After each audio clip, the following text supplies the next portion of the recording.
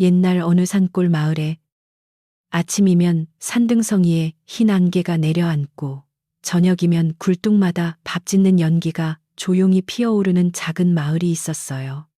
그 마을은 앞쪽으로는 얕은 냇물이 흐르고 뒤쪽으로는 오래된 소나무 숲이 둘러싸고 있었지요.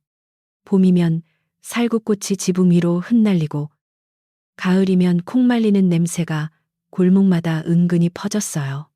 사람들은 서로의 숟가락 수까지 알 만큼 가까웠고 남의 집 부엌 연기가 끊기면 괜히 마음을 쓰는 그런 마을이었어요. 그 마을 끝자락에는 기와 몇 장을 얹은 오래된 큰 집이 하나 있었어요. 대문은 낮았지만 안으로 들어서면 넓은 흙마당이 나오고 마당 한편에는 물맛이 맑기로 소문난 우물이 있었지요. 우물 뒤로는 장독대가 가지런히 놓여 있었고 햇볕이 잘 드는 담장 밑에는 콩과 무청을 말리는 자리가 있었어요. 부엌은 검게 그을린 들보 아래 늘 따뜻했고 저녁마다 가마솥 뚜껑 사이로 김이 올라와 사람의 마음까지 누그러뜨렸어요. 그 집을 오래 지켜온 이는 본처 연화였어요.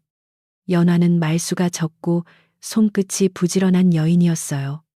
새벽 닭이 울기 전부터 일어나 우물물을 길어오고 마당을 쓸고 장독 뚜껑을 열어 된장 냄새를 살폈지요. 시어머니가 살아계실 때에는 약 다리는 불을 한 번도 꺼뜨리지 않았고 남편 덕수가 밖에서 늦게 돌아와도 식은 밥 한 그릇을 따뜻한 물에 말아 조용히 내주었어요. 누가 알아주지 않아도 연하는 집이란 큰 목소리로 지키는 것이 아니라 작은 손길로 지키는 것이라 믿었어요. 덕수는 본래 모진 사람은 아니었어요. 젊은 시절에는 연하가 담근 장맛을 자랑하고 겨울밤이면 아내가 꿰맨 속옷을 입고 고맙다고 웃던 남자였지요. 그러나 세월이 지나 집안에 논이 늘고 곡식 창고가 차오르자 덕수의 마음도 조금씩 들뜨기 시작했어요. 장터에서 만난 젊은 첩소려는 목소리가 꾀꼬리처럼 곱고 웃을 때마다 눈꼬리를 내려 사람의 마음을 쉽게 흔들었어요. 소려는 덕수에게 늘 말했어요. 큰 집은 너무 낡았고 당신은 더 귀한 대접을 받아야 해요. 처음에 연하는 소련을 미워하지 않으려 했어요. 한 집에 들어온 사람이라면 굶기지 말아야 한다고 생각했고 아랫목이 따뜻한 방을 내어주고 새 이불도 꺼내 주었지요. 소련이 장독대의 위치를 마음대로 바꾸려 해도 연하는 조용히 설명했어요. 이 독은 해를 오래 받아야 맛이 깊어져요. 그러나 소련은 고개를 살짝 돌리고 웃기만 했어요. 그녀는 집안일을 배우려 하지 않았고 대신 덕수의 귀에 날마다 연화가 집안의 재물을 혼자 쥐고 있다는 말을 흘렸어요. 가을이 깊어갈 무렵 마을에는 찬바람이 일찍 내려왔어요. 새벽마다 우물가에는 얇은 살얼음이 끼었고 담장 밑 무청은 바람에 바삭바삭 소리를 냈어요. 연화는 겨울을 준비하려고 곡간에 쌀가마를 세고 마른 장작을 부엌 뒤에 쌓고 찢어진 문풍지를 다시 발랐어요. 그녀의 마음속에는 늘 같은 걱정이 있었어요. 시어머니 제사 때 쓸 좋은 쌀은 따로 두어야 하고 봄 보릿고개의 일꾼들에게 나눌 곡식도 남겨야 했지요. 집안의 하루보다 계절 전체를 생각하는 사람이 연화였어요. 하지만 소련은 그런 마음을 알지 못했어요. 그녀는 반짝이는 비단 저고리와 은장식 놀이개를 좋아했고 손님이 오면 밥상보다 먼저 자신의 옷매무새를 살폈어요. 어느 날 그녀는 덕수에게 말했어요. 곡간 열쇠를 아직도 그분이 가지고 있으니 내가 이 집 사람인지 손님인지 모르겠어요. 덕수는 처음에는 웃어넘겼지만 그 말이 여러 번 반복되자 마음 한구석이 불편해졌어요. 소련은 다시 속삭였어요. 재산을 맡겨야 마음도 맡긴 것 아니겠어요. 그 말은 서리처럼 덕수의 귀에 내려앉았어요. 연화는 남편의 눈빛이 달라지는 것을 느꼈어요. 예전에는 밥상에 앉으면 오늘 장맛이 어떠냐고 묻던 사람이 이제는 곳간 열쇠가 어디 있느냐고 물었고, 논문서가 어느 상자에 들어있느냐고 캐물었지요. 연하는 숨을 고르고 차분히 대답했어요. 열쇠와 문서는 모두 안방 괴짝 아래에 있어요. 다만 겨울 양식과 제사쌀은 따로 적어두었으니 함부로 쓰면 안 됩니다. 덕수는 그 말을 듣고도 고마워하지 않았어요. 오히려 소련이 옆에서 낮게 한숨 쉬자 얼굴을 굳혔어요. 그날 저녁, 하늘에는 흐린 달이 걸려 있었고 마당에는 말린 콩깍지가 바람에 굴러다녔어요. 덕수는 안방으로 연하를 불렀어요. 방 안에는 소련도 앉아 있었고 작은 등잔불이 세 사람의 그림자를 벽에 길게 흔들리게 했지요. 덕수는 한참 입술만 움직이다가 마침내 말했어요. 이제 집안 살림은 소련에게 맡기겠소. 당신은 오래 애썼으나 마음이 너무 낡은 법에 묶였소. 연하는 그 말을 듣고도 바로 대꾸하지 않았어요. 등잔불이 흔들리는 소리만 조용히 들었어요. 덕수는 괴짝을 열어 곳간 열쇠와 논문서, 빈문서와 도장 주머니를 모두 꺼냈어요. 그리고 그것들을 소련 앞에 밀어 놓았지요. 소련은 놀란 척 손을 가슴에 얹었지만 눈동자에는 이미 기다리던 빛이 떠올라 있었어요. 연하는 그 모습을 보며 속으로 긴 숨을 쉬었어요. 집안의 재물은 종이와 쇠붙이에 있는 것이 아니라 언제 씨를 뿌리고 언제 거두며 누구에게 밥을 나누어야 하는지를 아는 마음에 있다고 생각했어요. 그러나 그 생각을 입 밖으로 내지는 않았어요. 소련은 열쇠 꾸러미를 손에 들고 가볍게 흔들었어요. 쇠붙이가 서로 부딪히며 차가운 소리를 냈고 그 소리가 이상하게도 방 안의 온기를 조금씩 밀어내는 듯 했어요. 덕수는 연하를 보지 않은 채 말했어요. 당분간 친정이나 아는 집에 가 있어 주시오. 서로 마음이 편해질 때까지. 말이오. 연하에게는 친정도 이미 없고 의지할 만한 형제도 없었어요. 그래도 그녀는 남편에게 묻지 않았어요. 왜 그런 말을 하느냐고, 내가 무엇을 잘못했느냐고 따져 묻지 않았어요. 한참 뒤 연하는 조용히 고개를 숙였어요. 제가 나가면 부엌 뒤 장작은 사흘 안에 안쪽으로 옮기셔야 합니다. 비를 맞으면 불이 잘 붙지 않아요. 장독 큰 것은 해질 무렵 뚜껑을 덮어야 하고 우물 두레박줄은 곧 갈아야 합니다. 덕수는 그 말을 듣고 얼굴을 찌푸렸어요. 소련은 웃음을 참듯 입술을 깨물었지요. 연하는 마지막까지 자기 억울함보다 집안 살림을 걱정했어요. 그 모습이 덕수에게는 더 답답하게 보였고 소련에게는 더 우습게 보였어요. 연하가 방을 나와 부엌으로 가자 아궁이 안에는 아직 붉은 숯불이 살아 있었어요.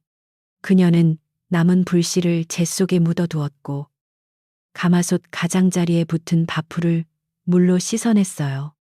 손은 익숙하게 움직였지만 가슴 한가운데는 텅 빈 우물처럼 서늘했지요. 부엌 들보에는 시어머니가 생전에 걸어두었던 낡은 조롱박 바가지가 그대로 있었어요. 연하는 그것을 한번 바라보고 낮게 말했어요. 어머니, 제가 잠시 이 집을 떠납니다. 부디 불씨가 완전히 꺼지지 않게 해주세요. 그녀는 작은 보자기 하나를 펼쳤어요.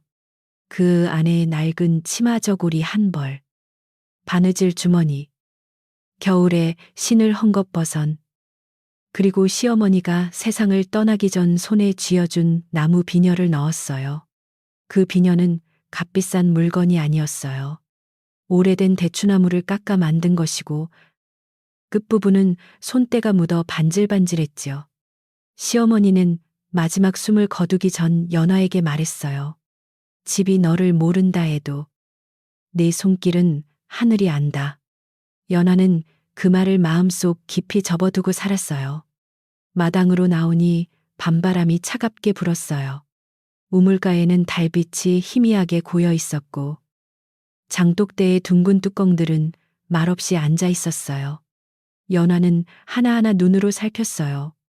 저 독에는 3년 묵은 된장이 있고 저 독에는 겨울 김치를 담글 소금물이 있으며 담장 아래 묻어둔 무는 첫눈 오기 전에 꺼내야 했지요.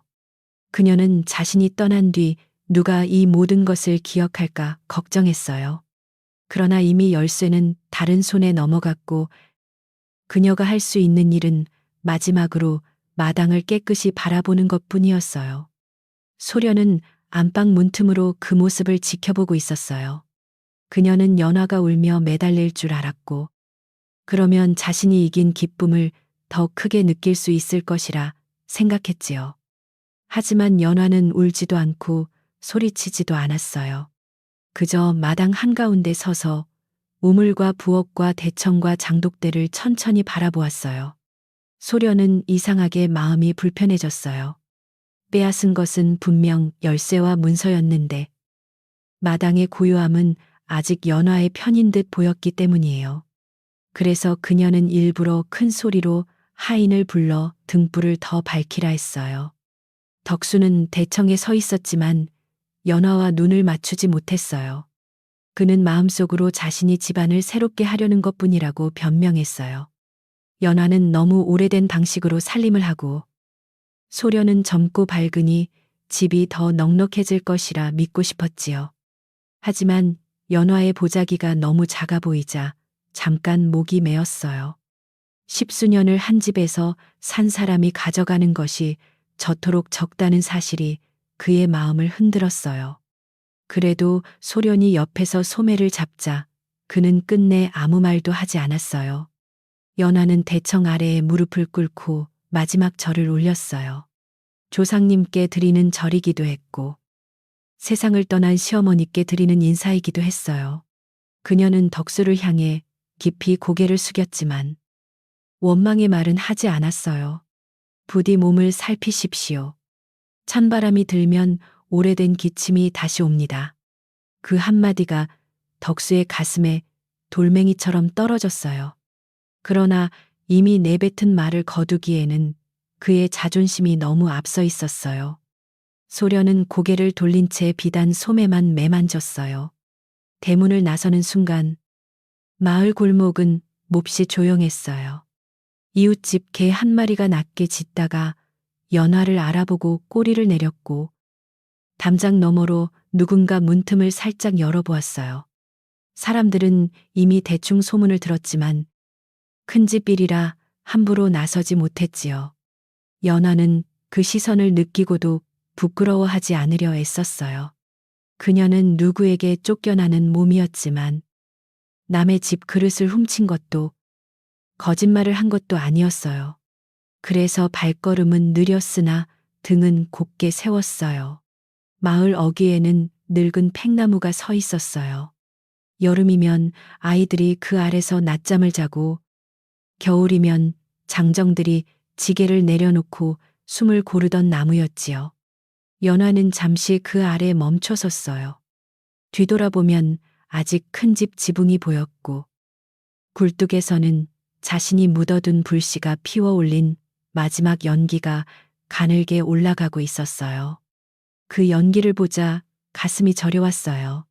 집을 떠나는 사람보다 집안에 남은 불씨가 더 걱정되는 마음이 연화 자신도 이상했어요. 그래도 그녀는 눈물을 소매로 조용히 눌렀어요. 길은 마을을 벗어나 산기슭로 이어졌어요. 낙엽이 발밑에서 마른 소리를 냈고 멀리 냇물은 밤새 얼지 않으려는 듯 작은 소리를 내며 흘렀어요. 연화의 보자기는 가벼웠지만 마음은 무거웠어요. 어디로 가야 할지 정한 곳도 없었고 밤이 깊어지면 찬바람을 피할 처마 하나도 없었지요. 하지만 그녀는 걸음을 멈추지 않았어요. 시어머니가 남긴 나무 비녀가 보자기 속에서 가만히 등을 밀어주는 것 같았어요. 그 작은 물건이 이상하게도 그녀의 외로움을 조금 덜어주었어요. 산길 초입에 이르자 하늘에서 옅은 구름이 걷히고 차가운 달빛이 길 위에 길게 깔렸어요. 그때 연하는 길가의 오래된 소나무 아래에 누군가 앉아 있는 것을 보았어요. 회색 저고리를 입은 작은 노파였는데 머리는 눈처럼 희고 두 손은 바구니를 꼭 감싸고 있었지요. 노파의 발끝에는 진흙이 묻어 있었고 어깨는 추위에 떨리고 있었어요. 연화는 처음 보는 사람이었지만 그냥 지나칠 수 없었어요. 자신도 갈 곳 없는 몸이면서 남의 떨림을 못 본 척 할 수는 없었어요. 연화는 조심스레 다가가 낮은 목소리로 물었어요. 할머니, 이 찬 밤에 어찌 여기 앉아 계십니까? 노파는 고개를 들어 연화를 보았어요. 눈동자는 늙은 사람답게 흐린 듯 했지만 그 안쪽에는 깊은 샘물 같은 빛이 잠깐 스쳤어요. 노파는 마른 입술로 말했어요. 목이 마르고 배가 고파 잠시 쉬고 있었단다. 연화는 자기 보자기를 풀었어요. 남은 것이라곤 낮에 먹다 남긴 작은 주먹밥 하나와 대나무 통에 든 물뿐이었어요. 그녀는 망설이지 않고 그것을 노파 앞에 내밀었어요. 주먹밥은 이미 차갑게 굳어 있었고 물도 넉넉하지 않았어요. 그래도 연하는 그것을 반으로 나누어 노파의 손에 쥐어 주었어요. 많지 않아 죄송합니다. 천천히 드세요. 노파는 연화의 얼굴을 오래 바라보았어요. 너도 길을 떠나는 사람 같구나. 그런데 어찌 남에게 나누느냐? 연하는 잠시 생각하다가 대답했어요. 제가 가진 것이 적다고 해서 배고픈 사람을 모른 척하면 제 마음마저 빈 그릇이 될까 두렵습니다. 그 말은 밤바람 속에서도 따뜻하게 남았어요. 노파는 주먹밥을 조금 먹고 물을 마신 뒤 떨리는 어깨를 감싸 안았어요. 연화는 자기 목에 두르고 있던 낡은 무명 수건을 풀어 노파에게 덮어주었어요. 그 수건은 연화에게도 필요한 것이었지만 노파의 손이 얼음처럼 차가워 보였기 때문이에요. 노파는 수건을 만지며 나직이 말했어요. 집에서 쫓겨난 사람의 손이 어찌 이리 따뜻하단 말이냐. 연하는 놀라 눈을 들었어요. 자신이 아무 말도 하지 않았는데 노파는 이미 모든 것을 아는 듯 했어요. 연하가 대답하지 못하자 노파는 조용히 웃었어요. 그 웃음은 젊은 여인의 웃음처럼 맑지도 않고 아이의 웃음처럼 밝지도 않았지만 오래된 산이 눈을 감고 숨 쉬는 듯 편안했어요. 노파는 품속에서 작은 헝겊 주머니 하나를 꺼냈어요. 손바닥만 한 주머니 속에는 마른 씨앗 몇 알이 들어 있었고 달빛을 받자 아주 희미하게 푸른 빛이 돌았어요. 노파는 그것을 연하의 손에 올려놓고 말했어요. 이 길을 따라가면 냇가에 비어있는 집이 있다. 거기서 밤을 지내거라. 연하는 주머니를 받았지만 선뜻 품에 넣지 못했어요. 할머니, 저는 받을 만한 일을 한 것이 없습니다. 오히려 제가 드린 것은 보잘것없습니다. 노파는 고개를 저었어요. 보잘것없는 것을 나누는 사람이야말로 귀한 것을 맡을 수 있지. 그리고 노파는 한 문장처럼 또렷하게 덧붙였어요. 마음으로 지킨 집은 사람의 손에서 잠시 떠나도 하늘의 눈에서는 사라지지 않는다. 그 말이 연화의 가슴 속에 천천히 스며들었어요. 쫓겨난 뒤 처음으로 누군가 그녀의 수고를 알아준 듯 했어요. 연화는 노파에게 다시 절을 하려 했지만 바람이 한번 소나무 가지를 흔들고 지나간 사이 노파의 모습은 흐릿해졌어요. 분명 방금 전까지 앉아있던 자리에 회색 옷자락도 바구니도 보이지 않았어요. 다만 연화가 덮어준 무명 수건만 소나무 뿌리 위에 곱게 접혀 있었고 그 위에는 물방울 하나가 맑게 빛나고 있었지요. 연화는 놀라 숨을 멈췄어요. 멀리서 부엉이 울음이 들리고 냇물 소리가 조금 더 가까워진 듯 했어요. 그녀는 수건과 씨앗 주머니를 품에 안았어요. 그때 연화는 처음으로 자신이 완전히 버려진 것이 아닐지도 모른다고 생각했어요. 큰 집 대문은 닫혔고 남편은 등을 돌렸지만 산길 어딘가에는 그녀의 작은 선의를 지켜본 눈이 있었지요. 그녀는 뒤돌아보지 말라는 말이 없었는데도 이상하게 뒤를 돌아보고 싶지 않았어요.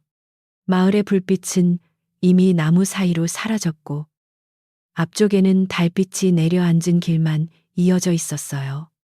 연화는 보자기를 고쳐매고 천천히 걸었어요. 발걸음마다 마른 낙엽이 부드럽게 밀려났고 밤 공기는 조금 덜 차가워졌어요. 냇가로 내려가는 길은 좁고 조용했어요. 오래된 돌담이 무너진 자리 너머로 작은 초가집 하나가 보였고 지붕에는 마른 솔잎이 쌓여 있었어요. 문은 비뚤게 달려 있었지만 마당 한쪽에는 아직 쓸만한 우물이 있고 부엌 아궁이도 무너지지 않은 채 남아 있었지요. 연하는 대문 없는 마당 앞에 서서 한참 바라보았어요. 낯선 집인데도 이상하게 두렵지 않았어요. 오랫동안 사람 손길을 기다린 집처럼 마당의 흙과 우물의 돌과 부엌의 그을음이 조용히 그녀를 맞아주는 듯 했어요. 연하는 먼저 마당에 큰 돌을 골라 문을 괴고 부엌에 들어가 마른 솔잎과 작은 가지를 모았어요. 불씨는 없었지만 시어머니에게 배운 대로 부싯돌을 조심스레 쳐서 작은 불을 일으켰어요.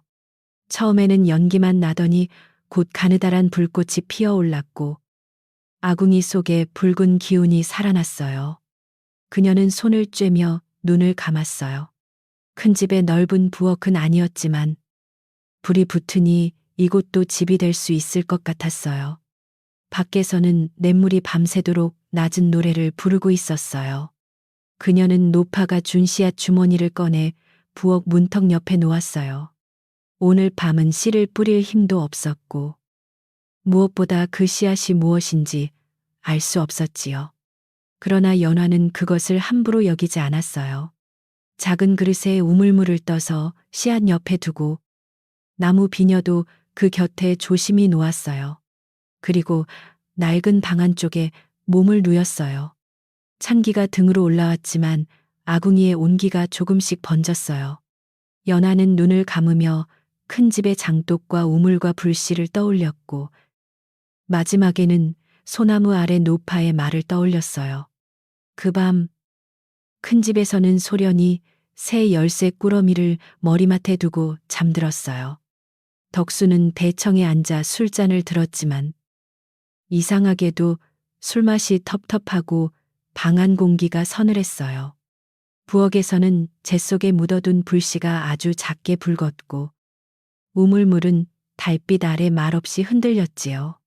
누구도 아직 알지 못했어요. 집에서 쫓겨난 본처가 산길에서 만난 노파가 평범한 사람이 아니라는 것을, 그리고 한 사람의 따뜻한 손길이 오래된 집의 운명을 다시 불러오고 있다는 것을요. 새벽이 밝아오자 큰 집 마당에는 평소와 다른 찬 기운이 먼저 내려앉았어요. 연화가 있던 날이면 닭이 울기 전 이미 마당은 깨끗이 쓸려 있고 우물가 두레박은 가지런히 걸려 있었으며 부엌에서는 묽은 보리차 냄새가 났지요. 그러나 그날은 콩깍지가 바람에 굴러다니고 장독 뚜껑 하나가 비스듬히 열린 채 밤이슬을 막고 있었어요.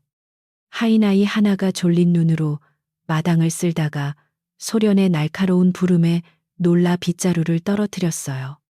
소련은 새 비단 치마를 입고 안방에서 나왔어요. 손에는 열쇠 꾸러미가 들려 있었고 걸을 때마다 쇠붙이 소리가 마당에 차갑게 울렸지요. 그녀는 곡간 문을 열어 쌀가마를 살피는 대신 먼저 가장 큰 괴짝을 열어 비단 두루마리와 은그릇을 꺼내 보았어요. 덕수는 그런 소련을 보고 흐뭇한 듯 웃으려 했지만 마당 한 구석에 쌓인 젖은 장작을 보고 잠시 눈썹을 찌푸렸어요. 연화가 어제 말한 장작 이야기가 문득 떠올랐기 때문이에요.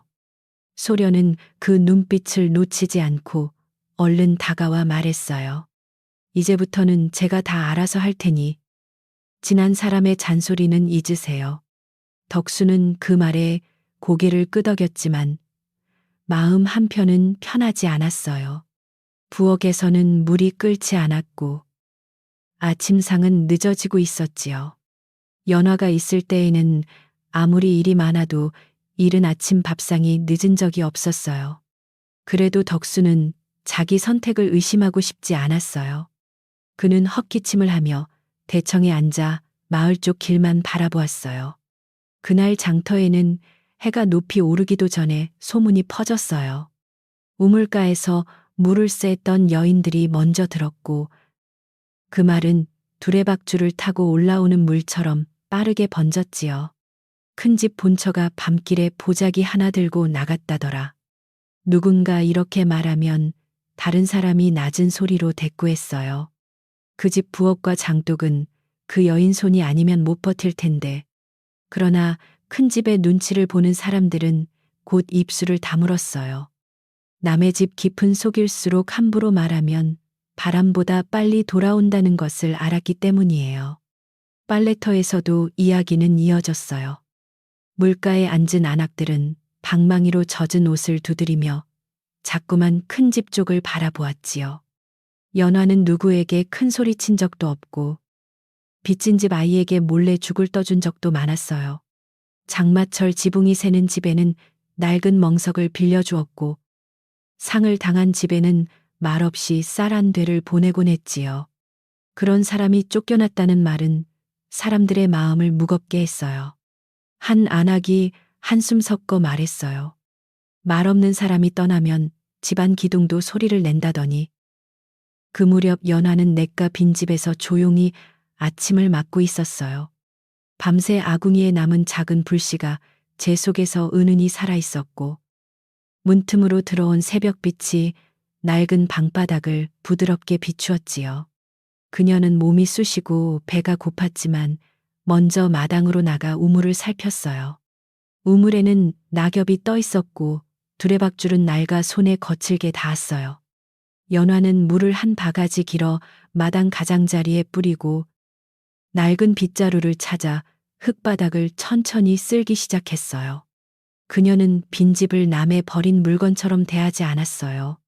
기둥을 손으로 짚어보고 문풍지를 살피고 부엌 아궁이 입구에 쌓인 재를 조심히 긁어냈지요.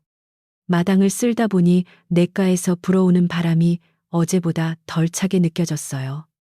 그녀는 노파가 준 씨앗을 품에서 꺼내 한참 바라보았어요. 마른 씨앗은 작고 가벼웠지만 손바닥에 놓으면 이상하게 따뜻했어요. 연화는 우물가에 햇볕 드는 흙을 손으로 고르고 씨앗 몇 알을 천천히 묻은 뒤 물을 조금 뿌렸어요. 씨앗을 묻고 돌아서려는 순간 냇가 길에서 지팡이 짚는 소리가 들렸어요. 어제의 회색 노파는 아니었고 마을에서 오래 살아온 장씨 할머니였어요. 장씨 할머니는 젊을 때 연화의 시어머니와 함께 밭을 매던 사이였고 이제는 허리가 굽어 느리게 걷는 노인이었지요. 그녀는 연화가 빈집 마당을 쓸고 있는 것을 보고 한참 말없이 서 있었어요. 그러다 낮고 분명한 목소리로 말했어요. 남의 말이 거세게 불 때일수록 내 손에 온기를 먼저 지켜라.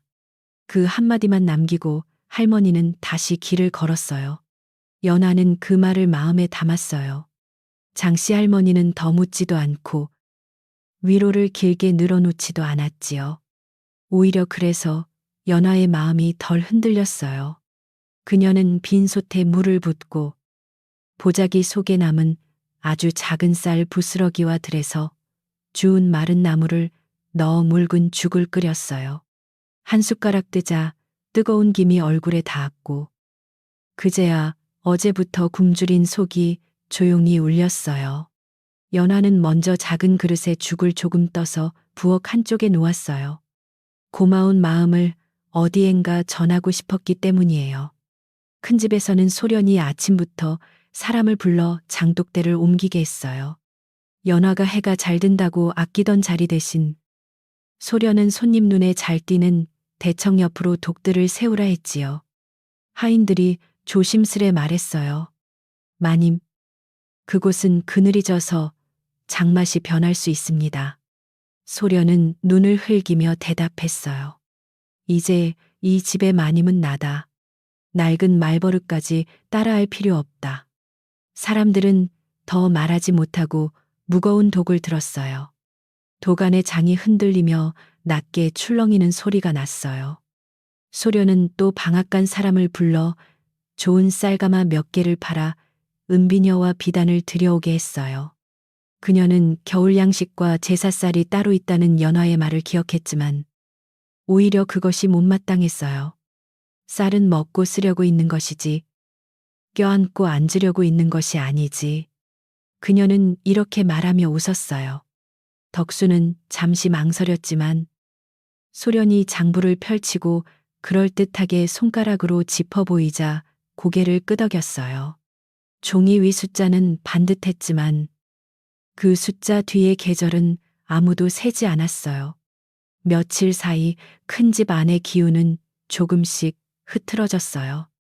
우물 두레박 줄이 낡아 끊어질 듯 삐걱거렸고 부엌 뒤 장작은 이슬과 가랑비를 맞아 축축해졌지요. 아궁이에 불을 붙이면 연기만 매캐하게 올라와 하인들의 눈을 맵게 했어요. 소련은 화를 내며 더 좋은 장작을 사오라 했지만 젖은 장작을 안쪽으로 들여 말리는 일은 떠올리지 못했어요. 덕수는 기침을 몇 번 했고 예전 같으면 연화가 생강을 다려내왔을 시간에 소련은 새 놀이개를 비단 주머니에 넣고 있었어요. 마을 사람들의 말도 점점 커졌어요. 큰 집에서 좋은 쌀을 내다 팔았다는 소식이 방앗간에서 흘러나왔고 장독을 옮겼다는 이야기는 빨래터에서 다시 부풀었어요. 어떤 이는 소련이 젊은이 살림을 새롭게 하려는 것이라 했고 어떤 이는 햇볕 모르는 손이 장을 만지면 겨울 밥상이 먼저 온다고 했어요. 아이들은 큰집 담장 밖에서 열쇠 소리를 흉내내며 뛰어다니다가 어른들에게 혼이 났지요. 사소한 집안일 같던 일이 어느새 마을 모두의 근심처럼 번져가고 있었어요. 그날 저녁, 연하는 냇가에서 나무 토막을 주워 돌아오다가 작은 아이 하나가 울고 있는 것을 보았어요. 아이는 마을 아랫집 과부의 막내였고 손에는 깨진 바가지가 들려 있었지요. 집에 먹을 것이 없어 냇가에서 미나리라도 캐려다 넘어졌다는 말을 듣고 연하는 자기 죽을 나누어 주었어요. 아이는 미안한 얼굴로 그릇을 받아들고 말했어요. 아주머니도 힘드시잖아요. 연하는 아이의 젖은 소매를 짜주며 대답했어요. 힘든 사람끼리 나누면 밤이 조금 짧아진단다. 아이는 집으로 돌아갔고 그 소식은 다시 마을로 들어갔어요. 쫓겨난 연화가 빈집에서 자기 먹을 죽도 부족한데 남의 아이에게 나누어 주었다는 말이었지요. 사람들은 그 이야기를 듣고 마음이 더 복잡해졌어요. 큰 집에서 쫓겨난 사람은 원망에 젖어 있어도 이상하지 않은데 연하는 여전히 누군가의 배고픔을 먼저 보았어요. 장씨 할머니는 그 말을 듣고 고개를 끄덕였어요. 저런 손이야말로 집을 살리는 손이지. 그러나 그녀는 더 크게 말하지 않았어요. 때가 아직 오지 않았기 때문이에요. 반대로 큰 집 안에서는 소련의 웃음소리가 더 커졌어요. 그녀는 손님들을 불러 새로 들인 비단과 은그릇을 자랑했고 덕수는 술자리에 앉아 체면을 세우려 했지요. 손님들은 겉으로는 칭찬했지만 밥상에 오른 국이 싱겁고 밥알이 설익은 것을 알아차렸어요. 누구도 그 자리에서 말하지 않았지만 숟가락 내려놓는 소리가 어색하게 이어졌어요. 소련은 그것을 눈치채고 얼굴을 붉혔어요. 그녀는 부엌 하인을 불러 꾸짖었고 하인은 고개를 숙인 채 속으로 연화의 이름을 떠올렸어요. 그 밤 덕수는 잠을 쉽게 이루지 못했어요. 옆방에서 소련이 새 비단을 정리하는 바스락거리는 소리가 들렸고 밖에서는 젖은 장작 냄새가 희미하게 스며왔지요. 그는 문득 연화가 떠나던 순간의 작은 보자기를 떠올렸어요. 그 보자기 안에 무엇이 들어 있었을까 생각하자 마음이 이상하게 허전했어요. 그러나 곧 그는 고개를 저었어요. 이미 지나간 일이고 집안의 재산은 자신이 정한 대로 움직이고 있다고 스스로 달랬어요. 사람은 때로 자신이 틀렸다는 것을 알기 전까지 더 큰 소리를 마음속에 내는 법이에요. 한편 냇가 빈집에서는 연화가 작은 불 앞에 앉아 바느질을 하고 있었어요. 달빛이 문틈으로 들어와 바늘 끝에 걸렸고 아궁이 불은 조용히 타올랐지요. 그녀는 자기 치마의 해진 부분을 꿰매며 큰 집의 밤을 생각했어요. 소련이 장독을 잘 덮었을까? 우물줄은 갈았을까? 덕수의 기침은 심해지지 않았을까 하는 생각들이 꼬리를 물었어요. 미움이 올라올 만도 했지만 연하의 마음에는 이상하게 걱정이 먼저 찾아왔어요. 그래서 그녀는 스스로에게 조용히 말했어요. 내 마음까지 쫓겨나게 두지는 말자. 다음 날 아침, 연하가 씨앗을 묻은 자리에는 믿기 어려운 일이 생겼어요. 어제까지만 해도 매느기던 곳에 작은 새싹들이 고개를 내밀고 있었지요. 푸른 잎은 밤이슬을 머금고 반짝였고 줄기는 여린데도 곧게 서 있었어요. 연하는 놀라 무릎을 꿇고 흙을 살폈어요. 새싹 곁의 흙은 마치 봄날 밭처럼 포근했고 그 주변에는 은은한 향기가 났어요. 아직 늦가을에 찬바람이 부는 때였는데 그 작은 잎들은 추위를 모르는 듯 고요히 흔들렸어요. 연화는 그제야 소나무 아래 노파가 보통 사람이 아니었다는 생각을 더 깊이 하게 되었어요. 그러나 그녀는 무서워하거나 들뜨지 않았어요. 오히려 더 조심스러운 마음으로 새싹 주변을 작은 돌로 둘러주고 우물물을 조금씩 떠다 주었어요. 제가 받은 것이 크다면 함부로 쓰지 않겠습니다. 그녀는 이렇게 속삭였어요. 그때 우물 안쪽에서 맑은 물소리가 한 번 울렸어요. 마치 깊은 곳에서 누군가 대답한 듯 했지요. 연화는 두 손을 모으고 잠시 고개를 숙였어요. 그날 낮, 냇가를 지나던 나무꾼 두 사람이 연화의 마당을 보게 되었어요.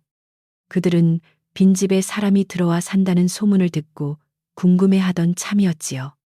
마당은 벌써 깨끗했고 부엌에서는 묽은 죽 냄새가 났으며 낡은 문은 반듯하게 괴어져 있었어요. 두 사람은 서로 눈을 맞추고 감탄했어요. 사람 손이 닿으니 버린 집도 숨을 쉬는구나. 연화는 그들에게 따뜻한 물 한 사발씩을 내주었어요. 나무꾼들은 돌아가며 마을 사람들에게 빈집 이야기를 전했고 연화의 소식은 더 넓게 퍼졌어요. 소련은 그 소문을 듣고 얼굴빛이 굳어졌어요. 쫓겨난 사람이 초라하게 헤매야 자기 자리가 더 단단해질 텐데 연화가 빈집을 정돈하고 사람들에게 물까지 나누어 준다는 말은 그녀의 마음을 불편하게 했어요. 그녀는 덕수에게 다가가 일부러 슬픈 표정을 지었어요. 그분이 마을 사람들에게 불쌍한 척을 하며 우리 집 이야기를 흘리는 모양이에요. 덕수는 놀라 물었어요. 연화가 그런 말을 했단 말이냐. 소련은 고개를 살짝 숙이고 대답했어요. 말하지 않아도 사람 마음을 움직이는 법이 있지요. 그 말은 덕수의 마음에 다시 의심을 심었어요. 그는 연하가 그런 사람이 아니라는 것을 알고 있었지만 이미 자신이 그녀를 내보낸 일을 정당하게 만들고 싶었어요. 그래서 소련의 말을 부정하지 못했지요. 소련은 기회를 놓치지 않고 덧붙였어요. 혹시 떠나기 전에 집안 곳곳에 좋지 않은 마음을 두고 간 것은 아닐까요? 요즘 장독도 이상하고 부엌불도 말을 듣지 않잖아요. 덕수는 아무 말도 하지 않았지만 그 말이 귀에 남았어요. 사람은 죄책감이 깊을수록 남을 탓할 구멍을 찾게 되지요. 그날 오후 큰 집의 오래된 장독 하나에서 이상한 냄새가 났어요. 뚜껑을 열어보니 장 표면에 검은 점이 떠 있었고 가장자리에는 물기가 차갑게 맺혀 있었어요. 부엌 아이는 놀라 소련에게 알렸어요. 소련은 얼굴을 찡그리며 소리쳤어요. 연화가 있을 때부터 잘못 담근 것이겠지. 그러나 그 독은 연화가 가장 아끼던 독이었고 해마다 마을 사람들이 장맛을 칭찬하던 것이었어요. 하인들은 속으로 알았어요. 독이 나빠진 것은 자리가 바뀌고 뚜껑이 제때 덮이지 않았기 때문이라는 것을요. 마당 저편에서 그 광경을 지켜보던 늙은 부엌검엄이 있었어요. 그녀는 덕수의 어머니 때부터 큰 집 부엌을 드나들던 사람이었고 허리는 굽었지만 눈은 아직 밝았지요. 소련이 장독을 탓하고 연화의 이름을 함부로 부르자 늙은 부엌검엄은 더 참지 못하고 한마디 했어요. 집에서 밥냄새를 지운 손은 먼저 자기 손의 창기부터 살펴야 합니다. 말은 짧았지만 뜻은 깊었어요. 소련은 얼굴을 붉히며 그녀를 노려보았고 덕수는 모른 척 고개를 돌렸어요. 그날 밤 큰 집의 소문은 다시 마을로 흘렀어요. 장독이 상하고 부엌 불이 꺼졌다는 이야기가 사람들의 입에 올랐지요. 어떤 이는 연화가 떠나며 복까지 데려간 것이라고 했고 어떤 이는 집이 스스로 알아차린 것이라고 했어요. 그러나 장씨 할머니는 사람들의 말을 가만히 듣다가 지팡이로 땅을 한번 짚었어요. 복은 따라가는 것이 아니라 머무를 곳을 알아보는 법이다. 사람들은 그 말을 듣고 조용해졌어요. 누구도 큰 소리로 덕수를 비난하지 않았지만 마음속 저울은 조금씩 기울고 있었어요. 연화는 그런 소문을 늦게 들었어요. 냇가에 물을 기르러 온 여인이 조심스레 말을 전했지요. 큰 집 장독이 상했다 하오. 사람들이 별말을 다 하니 마음 단단히 먹으시오. 연화는 잠시 눈을 내리깔았어요. 마음속 깊은 곳에서 슬픔이 올라왔지만 그녀는 남의 불행을 반기지 않았어요. 그 집은 자신을 내보낸 집이기도 했지만 오랫동안 자신이 새벽마다 쓸고 닦은 집이었기 때문이에요. 그녀는 여인에게 따뜻한 물을 건네며 말했어요. 독이 상하면 먼저 햇볕을 살피라 전해주세요. 그 말은 다시 큰 집으로 돌아가지 못했어요. 중간에서 사람들은 괜한 말썽이 될까 두려워 입을 닫았지요. 하지만 연화의 말투를 들은 여인은 집으로 돌아가 남편에게 이야기했고 남편은 장터에서 다시 누군가에게 말했어요. 그래서 마을 사람들은 알게 되었어요. 연화가 아직도 큰 집의 장독을 걱정하고 있다는 것을요. 그 소식은 사람들의 마음을 더 조용하게 흔들었어요. 쫓겨난 사람의 원망보다 남겨진 집의 걱정이 더 크다는 것은 아무나 할 수 있는 일이 아니었지요. 며칠 뒤 소련은 큰 결정을 내렸어요. 연화의 흔적을 완전히 지우겠다며 대청 옆에 있던 오래된 제기와 부엌 살림을 새 것으로 바꾸라고 명했지요. 시어머니가 쓰던 나무 주걱과 낡은 조롱박 바가지도 버리라 했어요. 하인들은 놀라 서로를 보았어요. 그 물건들은 값은 없어도 집안의 손때가 밴 것들이었어요. 덕수도 잠시 멈칫했지만 소련은 부드러운 목소리로 말했어요. 옛 물건을 붙들고 있으면 새 복이 들어오지 못해요. 그럴듯한 말이었지만 부엌 공기는 더 차가워졌어요. 늙은 부엌어멈은 버려질 물건들 속에서 시어머니가 쓰던 조롱박 바가지를 몰래 빼내어 담장 밑에 숨겼어요. 그녀는 연화를 떠올리며 눈가를 훔쳤지요. 이 집이 아직 아주 버림받지는 않았으면 좋겠구나. 그녀가 중얼거리자 바람이 장독대 사이를 지나갔어요. 독뚜껑들이 가볍게 흔들리며 낮은 소리를 냈고 마치 누군가 깊은 한숨을 쉬는 듯 했어요. 부엌검엄은 그 소리에 등골이 서늘했지만 무서움보다 슬픔이 컸어요. 집도 사람처럼 기억을 잃으면 병드는 법이라 생각했어요. 그날 밤 냇가 빈집에는 조용한 빛이 감돌았어요. 연화가 심은 새싹은 손가락 길이만큼 자라 있었고 작은 잎사귀마다 달빛이 맺혀 있었지요. 연화는 그 잎을 따지 않고 바라보기만 했어요. 아직 이 신비한 씨앗이 무엇을 하려는지 알 수 없었기 때문이에요. 그녀는 노파에게 받은 무명수건을 깨끗이 빨아 방 안에 걸어두었고 나무 비녀를 머리맡에 놓았어요. 잠이 들기 전 그녀는 낮게 빌었어요. 제가 억울함을 풀기보다 먼저 그 집의 불씨가 완전히 꺼지지 않게 해주세요. 그때 꿈인지 생시인지 모를 흐린 빛 속에서 회색 노파의 목소리가 들렸어요. 모습은 보이지 않았지만 말은 우물물처럼 또렷했지요. 아직 돌아갈 때가 아니다. 남의 거짓은 스스로 그릇을 넘치게 하고 네 진심은 조용히 뿌리를 내릴 것이다. 연하는 꿈속에서 무릎을 꿇고 고개를 숙였어요. 묻고 싶은 것이 많았지만 노파의 말은 거기서 끝났어요. 대신 냇물 소리가 점점 맑아졌고 빈집의 낡은 기둥들이 바람에 삐걱이는 소리마저 자장가처럼 부드러워졌어요. 아침이 되자 연화는 마음을 더 단단히 먹었어요. 그녀는 빈집에 머물며 스스로를 불쌍히 여기지 않기로 했어요. 마당을 쓸고 새싹을 돌보고 냇가에서 마른 나뭇가지를 줍고 가끔 찾아오는 굶주린 사람에게 묽은 죽을 나누었지요. 그러는 동안 마을 사람들은 점점 더 자주 그 길을 지나가게 되었어요. 어떤 이는 물 한 사발을 얻어 마시고 어떤 이는 해진 옷을 꿰매달라 부탁했어요. 연화는 누구에게도 큰 집의 잘못을 말하지 않았어요. 그 침묵이 오히려 더 많은 것을 말하고 있었어요. 큰 집에서는 소련이 겉으로 더 화려해질수록 속은 더 비어갔어요. 곳간의 쌀은 줄고 장맛은 흔들리고 덕수의 기침은 깊어졌지요. 그럼에도 소련은 마을 사람들의 시선이 모두 연화에게 향하는 것을 참지 못했어요. 그녀는 마침내 사람들 앞에서 말하기 시작했어요. 그 여인이 겉으로는 착한 척하지만 떠나기 전 이 집에 나쁜 기운을 두고 갔어요. 그 말은 바람을 타고 퍼졌고 연화의 귀에도 닿았어요. 연화는 한동안 아무 말 없이 우물물만 바라보았어요. 물속에는 흔들리는 자기 얼굴이 조용히 비쳤어요.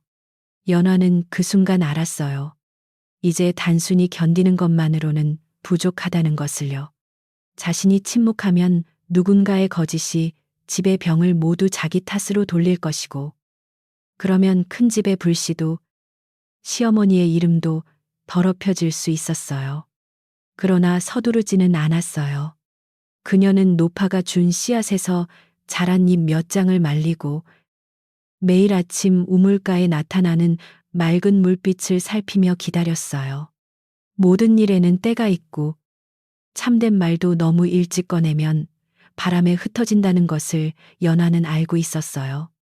그날 해질 무렵 장씨 할머니가 다시 냇가 빈집 앞을 지나갔어요. 그녀는 연화의 마당에 자란 푸른 새싹을 보고 잠시 눈을 크게 떴지만 놀란 말을 길게 하지 않았어요. 다만 연화에게 가까이 와서 손등을 한 번 잡아주었지요. 그리고 또렷하게 말했어요. 곧 사람들이 내 이름을 부르게 될 테니 그때까지 마음의 문을 삐뚤게 달지 마라. 연화는 그 말에 조용히 고개를 끄덕였어요. 저녁 노른 냇물 위에 길게 내려앉았고 빈집 굴뚝에서는 부드러운 연기가 피어올랐어요. 마을은 이제 겉으로는 평소처럼 보였지만 속으로는 큰 변화를 기다리는 들판 같았어요. 큰 집의 담장 안에서는 소련의 거짓말이 조금씩 자라고 있었고 냇가 빈집 마당에서는 연화의 작은 씨앗이 말없이 뿌리를 내리고 있었지요. 덕수는 아직 자기 잘못을 똑바로 보지 못했고 마을 사람들은 아직 누구 편에 서야 할지 입 밖으로 말하지 않았어요. 하지만 밤이 깊어질수록 우물물은 더 맑아지고 장독의 냄새는 더 크게 드러나는 법이에요. 이제 오래 숨은 진실이 천천히 마을 쪽으로 걸어오고 있었어요. 냇가 빈집의 아침은 날마다 조금씩 달라졌어요. 처음에는 문풍지 사이로 찬바람이 새어 들어오고 마당 흙은 발끝에 차갑게 붙었지만 이제는 부엌 아궁이에서 남은 온기가 방바닥까지 은근히 퍼졌지요. 연화가 심은 씨앗은 늦가을을 모르는 듯 잎을 넓혔고 잎 가장자리에는 새벽마다 둥근 물방울이 맺혔어요. 이상하게도 그 물방울은 해가 떠도 쉽게 마르지 않았고 손끝으로 살짝 닿으면 맑은 샘물 냄새가 났어요.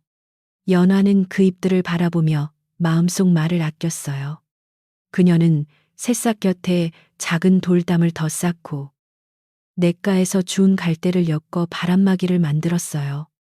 누가 시킨 일도 아니었지만 귀한 것을 얻었으면 먼저 지키는 법을 배워야 한다고 생각했지요. 낮에는 마당을 쓸고 부엌을 손보고 저녁에는 해진 옷을 꿰매며 조용히 시간을 보냈어요. 가끔 마을 사람들이 찾아와 물 한 사발을 청하면 연화는 늘 같은 그릇에 물을 담아 내주었어요. 그 물을 마신 사람들은 하나같이 목이 부드러워지고 속이 편해진다고 말했어요. 어느 날 과분의 막내 아이가 다시 찾아왔어요. 아이는 얼굴빛이 전보다 밝아 보였고 손에는 작은 무 2개를 들고 있었어요. 어머니가 아주머니께 드리라고 했어요. 아이가 수줍게 말하자 연화는 웃으며 물을 받았지요. 그리고 끓고 있던 죽에 물을 얇게 썰어 넣었어요. 작은 집안에는 곧 달큰한 냄새가 퍼졌고 아이는 아랫목에 앉아 손을 녹였어요. 연화는 그 모습을 보며 큰 집에서 돌보던 하인 아이들을 떠올렸지만 마음을 어둡게 두지 않으려 천천히 숨을 골랐어요. 아이와 함께 죽을 나누던 때 우물가에서 작고 맑은 소리가 났어요. 연화가 밖으로 나가보니 우물물 위에 동그란 무늬가 떠 있었지요. 바람도 없고 낙엽도 떨어지지 않았는데 물결은 스스로 퍼져 꽃 모양을 만들었어요.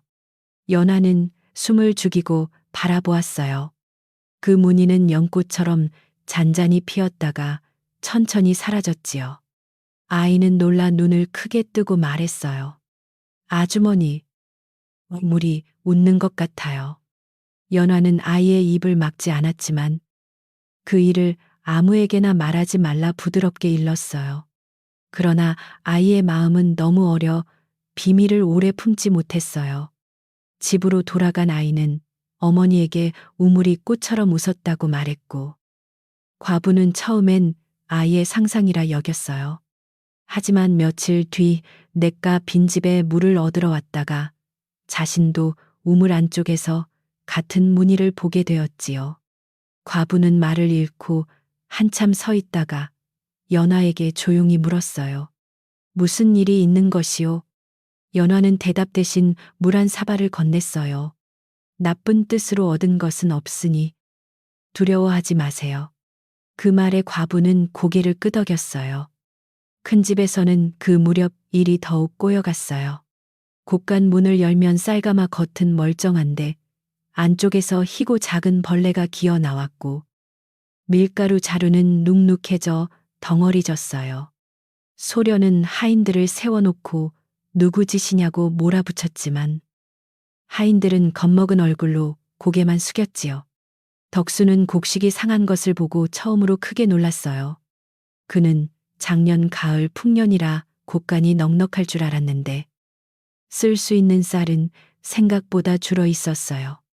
장부에는 숫자가 남아 있었지만 곡식은 사람의 배를 속이지 못했어요. 소련은 그날 밤 몰래 괴짝을 열어 숨겨둔 은전을 세었어요. 그녀는 이미 좋은 쌀 몇 가마와 작은 논 한 마지기의 권리를 장터 상인에게 넘겨 비단과 장신구를 샀지요. 처음에는 덕수에게 말할 생각이 없었고 나중에 더 큰 이익으로 채워 넣을 수 있다고 스스로 믿었어요. 그러나 곳간의 곡식이 상하고 하인들의 눈빛이 흔들리자 마음이 불안해졌어요. 그녀는 은전을 다시 천에 싸며 중얼거렸어요. 모두 그 여자가 떠나며 남긴 나쁜 기운 때문이야. 그렇게 말해야 자기 죄가 작아지는 것 같았어요. 부엌어멈은 소련이 밤에 괴짝을 여닫는 소리를 들었어요. 늙은 귀였지만 집안의 나무문이 내는 소리와 사람 마음이 흔들릴 때 나는 소리는 오래 살림한 사람에게 숨기기 어려웠지요. 그녀는 다음날 덕수에게 조심스레 말하려 했지만 소련이 곁을 떠나지 않았어요. 덕수는 기침이 심해져 말수가 줄었고 소련은 약을 다리는 대신 비싼 향을 피워 방 냄새를 덮으려 했어요. 부엌어멈은 안타까운 마음으로 아궁이에 불을 붙이다가 혼잣말처럼 말했어요. 연기 덮는다고 젖은 장작이 마르는 것은 아니지요. 그 말이 소련의 귀에 들어가자 그녀는 부엌거멈을 매섭게 불렀어요. 너도 그 여자를 편드는 것이냐? 부엌거멈은 고개를 숙였지만 물러서지 않았어요. 그녀는 오랜 세월 이 집에서 밥을 지었고 덕수의 어릴 적 밥그릇까지 기억하는 사람이었지요. 그래서 아주 낮고 또렷하게 말했어요. 아궁이는 거짓말을 모릅니다. 젖은 나무를 넣으면 연기가 나고 마른 나무를 넣으면 불이 납니다. 소련은 그 말을 듣고 분을 참지 못했지만 덕수가 기침하며 방 안에서 나오자 더 말하지 못했어요. 한편 연하는 마을 소문을 조금씩 듣고 있었어요. 곡간 곡식이 상했다는 말, 덕수의 기침이 깊어졌다는 말, 소련이 하인들을 의심한다는 말이 냇가로 흘러왔지요. 연하는 마음이 흔들렸어요. 억울함이 풀리는 듯해 시원해야 할 텐데 오래 지켜온 집이 망가지는 소식은 그녀에게 기쁨이 되지 않았어요. 그날 밤 그녀는 우물 앞에 앉아 오래도록 물을 바라보았어요. 물 위에는 다시 희미한 꽃무늬가 피었고 그 중심에는 달빛이 조용히 고여 있었어요. 연하는 낮게 물었어요. 제가 어찌해야 합니까? 그때 바람이 불지 않았는데도 우물 곁 새싹들이 한쪽으로 부드럽게 기울었어요. 마치 길을 가리키는 손가락 같았지요. 연화는 그 방향을 보았어요. 그곳은 큰 집이 있는 마을 쪽이 아니라 냇물 아래 오래된 방앗간 터로 이어지는 길이었어요. 다음 날 새벽, 연화는 말린 새싹잎 몇 장과 나무 비녀를 품에 넣고 그 길로 걸었어요. 방앗간 터에는 겨울을 앞두고 쌀을 돛으러 온 사람들의 발자국이 많았고 오래된 처마 아래에는 마을 장정들이 모여 이런저런 이야기를 나누고 있었어요. 그곳에서 연화는 뜻밖의 말을 들었어요. 장터 상인 하나가 큰 집 좋은 쌀을 싸게 샀다고 자랑하다가 옆 사람에게 작은 논문서까지 곧 넘어올 것이라 말한 것이었지요. 연화는 그 말을 듣고 걸음을 멈췄어요. 큰 집의 작은 논은 시어머니가 생전에 여름 가뭄을 견디며 지켜낸 땅이었고 해마다 제사살을 마련하던 자리였어요. 그것이 소련의 손에서 팔려나간다면 단순한 낭비가 아니라 집안 뿌리를 흔드는 일이었어요. 연화는 자신이 더는 가만히 있을 수 없다는 것을 깨달았어요. 하지만 연화는 그 자리에서 소리를 높이지 않았어요. 사람들 앞에서 감정이 먼저 나서면 진실도 험한 말처럼 들릴 수 있기 때문이에요. 그녀는 방앗간 주인에게 조용히 다가가 물었어요. 큰 집살이 언제 나왔는지 기억하십니까? 방앗간 주인은 난처해했지만 연화가 예전부터 어려운 집에 곡식을 나누던 일을 알고 있었어요. 그는 한숨을 쉬고 낮게 말했어요. 사흘 전과 닷새 전, 2번 나왔소. 장부의 이름은 새마님 손으로 적혔소. 연화는 고개를 숙여 감사 인사를 했어요. 그날 연화는 방앗간에서 돌아오는 길에 장씨 할머니를 만났어요. 할머니는 이미 무언가 알고 있는 듯 길가 돌 위에 앉아 있었지요. 연화가 다가가자 할머니는 지팡이를 짚고 일어나 한마디 했어요. 밝히려거든 분한 마음이 아니라 모두가 알아들을 수 있는 물증을 먼저 세워라. 연화는 그 말을 듣고 눈을 내리깔았어요. 마음속에 일렁이던 억울함이 조금 가라앉았지요. 그녀는 방앗간 주인의 말만으로는 부족하다는 것을 알았어요. 장부, 증인, 그리고 집안이 병든 까닭을 보여줄 분명한 표가 필요했어요. 내과 빈집으로 돌아온 연화는 그날부터 작은 보자기를 따로 꾸렸어요. 그 안에는 방앗간에서 들은 날짜를 적은 종이, 소련이 장독을 옮긴 뒤 장맛이 변했다는 하인들의 말, 부엌 거멈이 몰래 전해준 젖은 장작 한 토막이 들어갔어요. 부엌 거멈은 밤늦게 내과까지 찾아와 연화에게 그것을 건네며 눈물을 참았지요. 마님, 이 집이 이렇게 될 줄 몰랐습니다. 연화는 그녀의 손을 잡고 말했어요. 아직 집을 미워하지 마세요. 집도 사람 손에 따라 앓는 것입니다. 부엌 거멈은 또 한 가지를 전했어요. 담장 밑에 숨겨두었던 낡은 조롱박 바가지였지요. 그것은 시어머니가 생전에 쓰던 물건이었고 연화가 약을 다릴 때도 늘 쓰던 것이었어요. 연화는 바가지를 받아들고 한참 말을 잇지 못했어요. 손때 묻은 표면을 쓰다듬자 오래전 시어머니의 목소리가 되살아나는 듯 했지요. 부엌 어멈은 떨리는 목소리로 말했어요.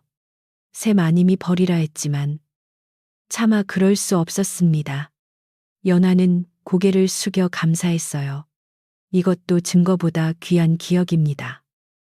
그날 밤 연화는 이상한 꿈을 꾸었어요. 회색 노파가 냇가 맞은편에 서 있었고 그 뒤로는 물 한 개가 부드럽게 피어올랐어요. 노파는 연화를 부르지 않았고 다만 손을 들어 큰 집 쪽 하늘을 가리켰어요. 그곳에는 검은 연기가 낮게 깔려 있었고 그 아래에서 작은 등불 하나가 꺼졌다 켜졌다 했지요. 연화가 다가가려 하자 노파의 목소리가 들렸어요. 불씨를 살리려면 먼저 재 속에 숨은 돌을 꺼내야 한다. 꿈에서 깨어난 연화는 그 말이 소련에 숨긴 일을 뜻한다고 느꼈어요. 다음 날 냇가 빈집 우물에는 더욱 뚜렷한 표시가 나타났어요. 물 위에 피어난 꽃무늬 가운데 작은 둥근 빛이 떠올랐고 그것은 마치 도장 자국처럼 보였지요. 연화는 갑자기 큰 집 문서 괴짝을 떠올렸어요. 논문서와 빈문서에는 덕수 집안의 도장이 찍혀 있었고 그 도장은 원래 덕수가 직접 보관해야 했어요. 그러나 소련에게 열쇠와 함께 넘어간 뒤 어디에 쓰였는지 아무도 몰랐지요. 연화는 방앗간 상인의 말과 우물의 표시가 같은 곳을 가리킨다고 생각했어요. 그녀는 더 조심스레 움직이기로 했어요. 연화는 마을에서 글을 잘 읽는 서당 훈장을 찾아갔어요. 훈장은 예전에 연화가 굶주린 제자를 위해 몰래 보리쌀을 보내준 일을 기억하고 있었지요. 연화는 큰 소리를 내지 않고 단지 문서에 찍힌 도장이 본래 용도와 다르게 쓰였는지 확인할 방법을 물었어요. 훈장은 수염을 쓸며 한참 생각하다가 말했어요. 장터 상인이 새로 받은 논문서를 관아에 올리기 전이라면 문서에 적힌 날짜와 증인을 보면 거짓을 알 수 있어. 그는 더 캐묻지 않았지만 연하의 눈빛에서 일이 가볍지 않음을 알아차렸어요. 며칠 뒤 장터날이 돌아왔어요. 연하는 낡은 두건을 쓰고 사람들 사이에 섞여 장터로 갔어요. 장터는 늦가을답게 마른 생선 냄새와 볶은 콩 냄새가 뒤섞여 있었고 사람들은 겨울 준비로 분주했지요. 그곳에서 연하는 큰 집 쌀을 샀다는 상인이 또 다른 사람에게 논문서를 보이며 흥정하는 모습을 보았어요. 그녀는 멀리서 문서의 붉은 도장과 날짜를 눈에 담았어요. 날짜는 연하가 쫓겨난 다음 날로 적혀 있었고 증인 이름 하나는 이미 세상을 떠난 사람이었어요. 연화는 등줄기가 서늘해졌어요. 그녀는 그 자리에서 상인을 붙잡고 싶었지만 아직 때가 아니라고 생각했어요. 대신 방앗간 주인과 서당 훈장에게 각각 보았던 것을 조용히 전했고 두 사람은 놀란 얼굴로 서로를 바라보았어요. 죽은 사람의 이름을 증인으로 쓴 문서는 분명 잘못된 것이었지요. 훈장은 낮은 목소리로 말했어요. 이 일은 집안 다툼을 넘어선다. 사람들이 함께 보는 자리에서 밝혀야 한다. 방앗간 주인도 고개를 끄덕였어요. 곧 큰 집 제사가 있지 않소. 그날은 마을 어른들이 모일 것이요. 연화는 조용히 눈을 감았어요. 큰 집의 겨울 제사는 해마다 마을 어른들과 가까운 친척들이 모이는 날이었어요. 덕수는 올해도 그날을 크게 치르려 했고, 소련은 사람들 앞에서 자신이 새 살림을 잘 맡았다는 것을 보이고 싶어 했지요. 그녀는 비싼 쌀을 다시 사들이고, 새 제기를 꺼내고, 하인들을 닥달했어요. 그러나 부엌불은 여전히 말을 듣지 않았고, 장맛은 깊지 않았으며, 덕수의 기침은 밤마다 길어졌어요. 소련은 불안할수록 더 화려한 옷을 골랐어요. 겉이 빛나면 속의 빈 곳이 가려질 것이라 믿었기 때문이에요. 연화는 제사날이 가까워질수록 마음을 다잡았어요. 그녀는 말린 새싹잎을 작은 종이에 싸고 우물에서 떠올린 물을 조롱박 바가지에 담아두었어요.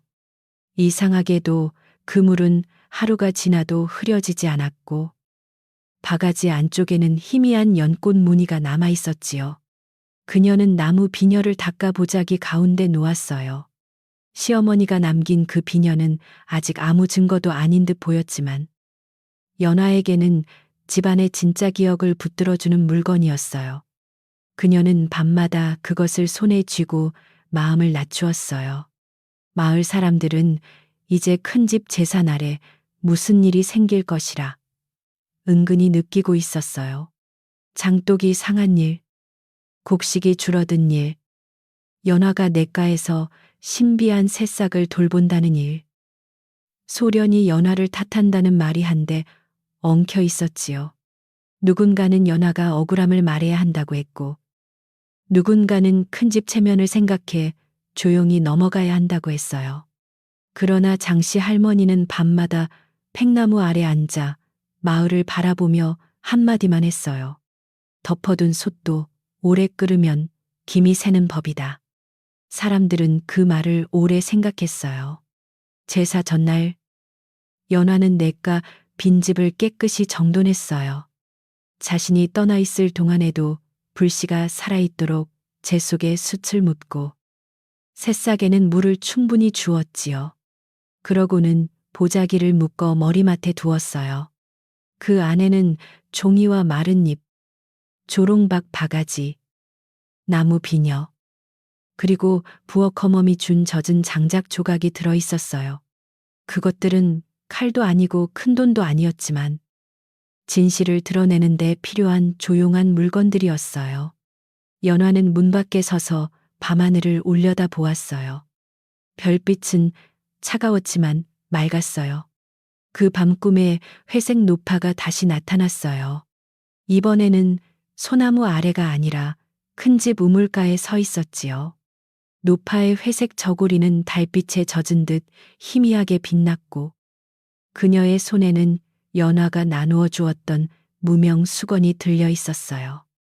노파는 연화에게 다가와 수건을 다시 건네며 말했어요. 네가 준 따뜻함은 길에서 사라지지 않았다. 내일 사람들 앞에서 말하되 미워하는 입이 아니라 살리는 손으로 말하여라. 연화는 꿈속에서 수건을 받아 가슴에 안았고 눈을 뜨자 실제로 그 수건이 손 안에 놓여 있었어요. 아침이 밝자 연화는 머리를 단정히 빗고 나무 비녀를 꽂았어요. 옷은 낡았지만 깨끗했고 얼굴에는 피곤함보다 차분함이 더 깊게 어려 있었지요. 그녀는 보자기를 들고 냇가 빈집을 나섰어요. 길가의 마른 풀들이 찬바람에 흔들렸고 멀리 큰 집 쪽에서는 제사 준비로 사람들이 오가는 소리가 들려왔어요. 연화는 걸음을 서두르지 않았어요. 자신이 가는 길은 원망을 갚으러 가는 길이 아니라 거짓으로 앓는 집의 병을 밝히러 가는 길이라고 마음속으로 되뇌었어요. 마을 어귀 팽나무 아래에는 장씨 할머니가 기다리고 있었어요. 할머니는 연화의 보자기를 보고 아무것도 묻지 않았어요. 다만 손을 들어 연화의 어깨 위 먼지를 털어주고 낮은 목소리로 말했어요. 오늘 네가 잃은 자리를 찾더라도 남의 부끄러움을 밟고 서지는 마라. 연하는 깊이 절했어요.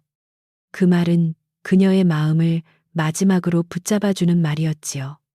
팽나무 잎은 거의 다 떨어졌지만 가지 사이로 들어온 햇빛은 이상하게 따뜻했어요. 연화는 마을 안쪽 길로 천천히 걸어 들어갔어요. 그때 큰 집 마당에서는 소련이 새비단 저고리를 입고 사람들을 막고 있었어요. 그녀는 웃고 있었지만 눈 밑에는 잠 못 이룬 그늘이 있었지요. 덕수는 대청에 앉아 기침을 참으며 손님들에게 인사했고, 부엌에서는 하인들이 설익은 밥과 꺼지는 불 때문에 허둥대고 있었어요. 장독대에서는 시큼한 냄새가 바람을 타고 살짝 퍼졌고, 우물물은 전날보다 탁해 보였어요. 사람들은 서로 눈치를 보며 말없이 앉아 있었어요. 제사가 시작되기도 전, 집 전체가 이미 무언가를 기다리는 듯 숨을 죽이고 있었어요. 연하는 대문 밖에 멈춰서서 한 번 깊게 숨을 들이마셨어요. 이곳은 자신이 쓸고 닦던 마당이었고, 자신이 불씨를 묻어두던 부엌이었으며, 시어머니의 마지막 숨이 머물던 집이었어요. 그런데 지금은 낯선 사람의 웃음과 젖은 장작 냄새, 불안한 속삭임이 뒤섞여 있었지요. 그녀는 보자기를 조금 더 단단히 쥐었어요. 안에서 누군가 그녀의 이름을 낮게 불렀고, 사람들의 시선이 대문 쪽으로 모이기 시작했어요. 오래 숨은 진실이 이제 마당 안으로 들어설 때가 되었어요. 연화가 대문 안으로 들어서자 큰 집 마당의 공기가 잠시 멈춘 듯 했어요. 사람들은 그녀의 낙지만 깨끗한 옷차림을 보았고, 머리에 꽂힌 오래된 나무 비녀를 보았지요. 소련은 먼저 놀란 얼굴을 감추려 했지만 곧 입꼬리를 올리며 차갑게 웃었어요. 덕수는 자리에서 반쯤 일어났다가 다시 앉았어요. 연화는 누구에게도 급히 다가가지 않고 마당 한가운데서 조용히 고개를 숙였어요. 오늘 조상님 제삿날이라 들었습니다. 잠시 들러야 할 말이 있어 왔습니다. 소련은 사람들 앞에서 먼저 목소리를 높였어요.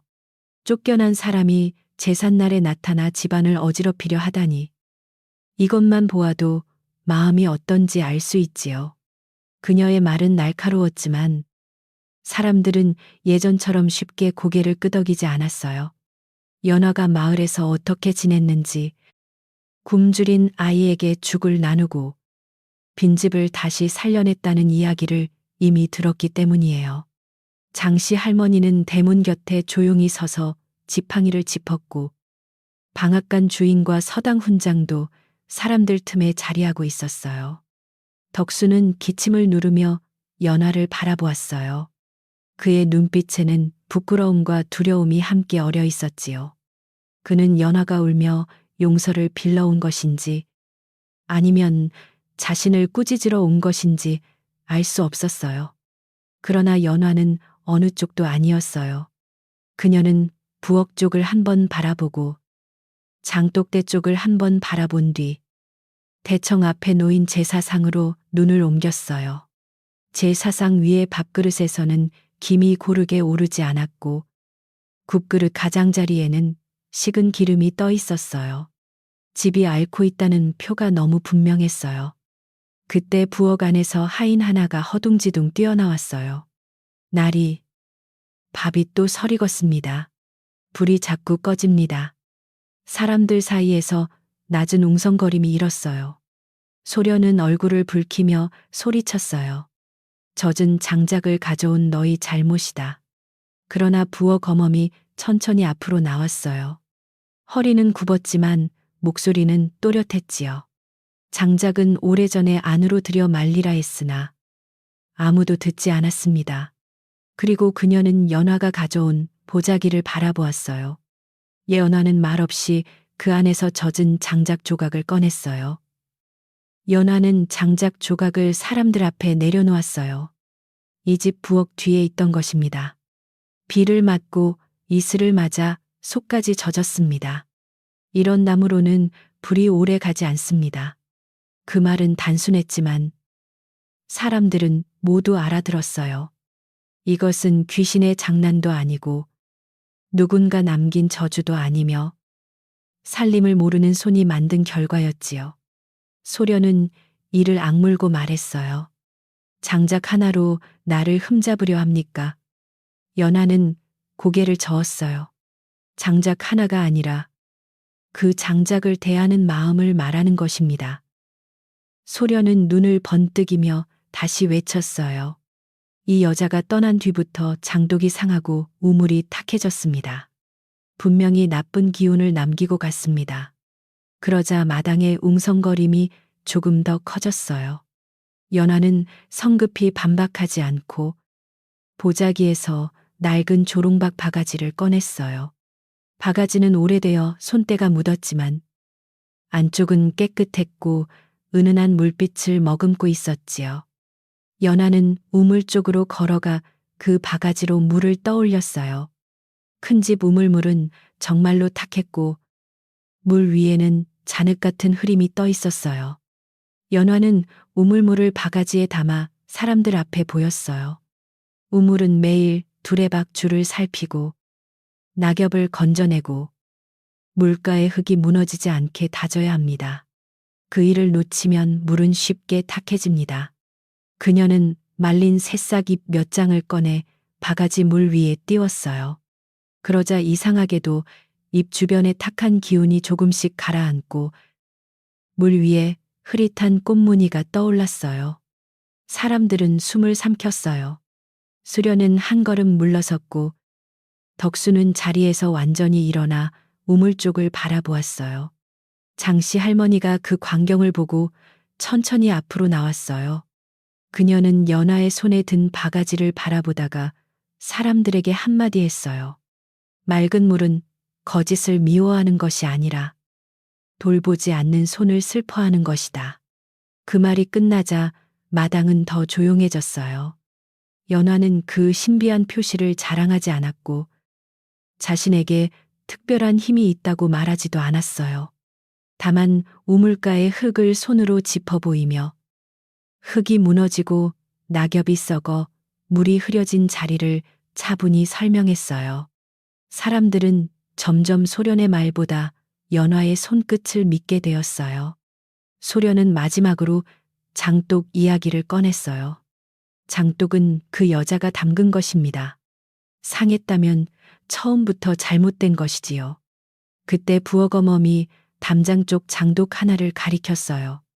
저 독은 옮기기 전까지 해마다 맛이 깊었습니다. 해가 드는 자리에서 그늘진 자리로 옮긴 뒤 냄새가 변했습니다. 방앗간 주인의 아내도 조심스럽게 말했어요. 연하마님 장맛은 마을에서 모르는 사람이 없었습니다. 여러 사람이 고개를 끄덕였어요. 소련은 순간 말을 잃었고 열쇠 꾸러미를 쥔 손에 힘만 더 주었어요. 연화는 그제야 가장 무거운 이야기를 꺼내기로 했어요. 그녀는 보자기 속에서 접어둔 종이 몇 장을 꺼냈어요. 하나는 방앗간에서 큰 집살이 나간 날짜를 적은 것이고 다른 하나는 장터 상인이 보인 논문서의 날짜와 증인 이름을 적은 것이었지요. 연하는 사람들 앞에서 목소리를 낮추었어요. 살림을 잘못한 일은 다시 고칠 수 있습니다. 그러나 조상 제사살이 나는 논을 몰래 넘긴 일은 그냥 지나칠 수 없습니다. 그 말에 덕수의 얼굴이 하얗게 변했어요. 소련은 즉시 소리쳤어요. 거짓말입니다. 저 여자가 나를 몰아내려 지어낸 말입니다. 그러나 방앗간 주인이 앞으로 나왔어요. 그는 큰 목소리를 내는 사람이 아니었지만 그날은 사람들 앞에서 분명히 말했지요. 큰 집살이 사흘 전과 닷새 전에 나왔습니다. 장부에는 새 마님의 손도장이 있었습니다. 이어 서당 훈장도 한 걸음 앞으로 나왔어요. 장터에서 본 논문서의 증인 이름 가운데 하나는 이미 세상을 떠난 사람의 이름이었습니다. 그런 문서는 바른 문서라 할 수 없습니다. 마당의 사람들은 크게 술렁였어요. 덕수는 소련을 돌아보았어요. 정말이냐? 그 한마디는 크지 않았지만 소련에게는 천둥처럼 들렸어요. 그녀는 처음에는 울먹이는 얼굴을 꾸미려 했어요. 당신을 위해 한 일입니다. 잠시 비단과 손님 맞이에 썼을 뿐 나중에 채워 넣으려 했어요. 그러나 말이 길어질수록 스스로도 앞뒤가 맞지 않는다는 것을 느꼈지요. 덕수의 얼굴은 점점 굳어졌고 친척 어른들은 서로 눈을 마주쳤어요. 제삿날 모인 자리에서 집안의 논을 몰래 넘긴 일이 드러났으니 더는 작은 부부싸움으로 덮을 수 없었어요. 소련은 궁지에 몰리자 다시 연화를 손가락질했어요. 그래도 이 모든 불운은 저 여자가 떠난 뒤 시작되었습니다. 저 여자가 산길에서 이상한 것을 얻어 우리 집을 해친 것입니다. 그 말이 끝나기도 전에 대문 밖에서 낮은 지팡이 소리가 들렸어요. 사람들은 고개를 돌렸어요. 회색 저고리를 입은 노파가 천천히 마당 안으로 들어오고 있었지요. 노파는 작고 마른 몸이었지만 발걸음마다 묘한 고요함이 퍼졌어요. 연화는 그 모습을 보고 숨을 멈추었어요. 소나무 아래에서 만난 바로 그 노파였어요. 노파가 들어서자 바람이 잠잠해지고 장독대 위를 맴돌던 시큼한 냄새가 조금 물러났어요. 사람들은 처음 보는 노파에게 길을 내주었고 장씨 할머니는 깊이 고개를 숙였어요. 노파는 연화를 바라보며 부드럽게 웃었지만 소련을 볼 때에는 눈빛이 깊어졌어요. 덕수는 자신도 모르게 물었어요. 어르신은 누구십니까? 노파는 대답 대신 우물가로 걸어가 물을 들여다보았어요. 그리고 아주 천천히 말했어요. 이 집의 물은 오래전부터 많은 손의 정성을 마셨다. 그런데 요즘은 욕심의 그림자가 먼저 내려왔구나. 소련은 겁을 먹었지만 아직 물러서지 않으려 했어요. 낯선 노파까지 불러와 나를 모함하는구나. 그녀가 이렇게 말하자 노파는 고개를 돌려 그녀를 바라보았어요. 눈빛은 차갑지 않았지만 거짓말이 숨을 곳을 남겨두지 않는 깊이가 있었지요. 노파는 연화에게 말했어요. 네 머리의 비녀를 조상상 앞에 놓아 보아라. 연화는 조심스럽게 나무 비녀를 빼냈어요. 손때 묻은 비녀는 달빛도 아닌 낯빛 속에서 은은히 따뜻한 빛을 머금고 있었어요. 사람들은 숨을 죽이고 그녀의 손을 바라보았어요. 연화는 대청 위로 올라가 제사상 앞에 무릎을 꿇었어요. 그녀는 시어머니를 떠올리며 깊이 절한 뒤 나무 비녀를 상 앞에 조심스럽게 놓았지요. 그 순간 꺼질 듯 흔들리던 등잔불이 스스로 곧게 섰어요. 부엌 쪽에서는 아궁이 불이 갑자기 붉게 살아나고 설익던 밥솥에서 고른 김이 피어올랐어요. 탁했던 우물물에서는 맑은 물소리가 들렸고 장독대의 시큼한 냄새 대신 오래 익은 된장 향이 희미하게 번졌어요. 사람들은 놀라 아무 말도 하지 못했어요. 노파는 마당 한가운데 서서 모두를 둘러보았어요. 복은 금괴 속에 숨는 것이 아니고 농문서 위에만 머무는 것도 아니다.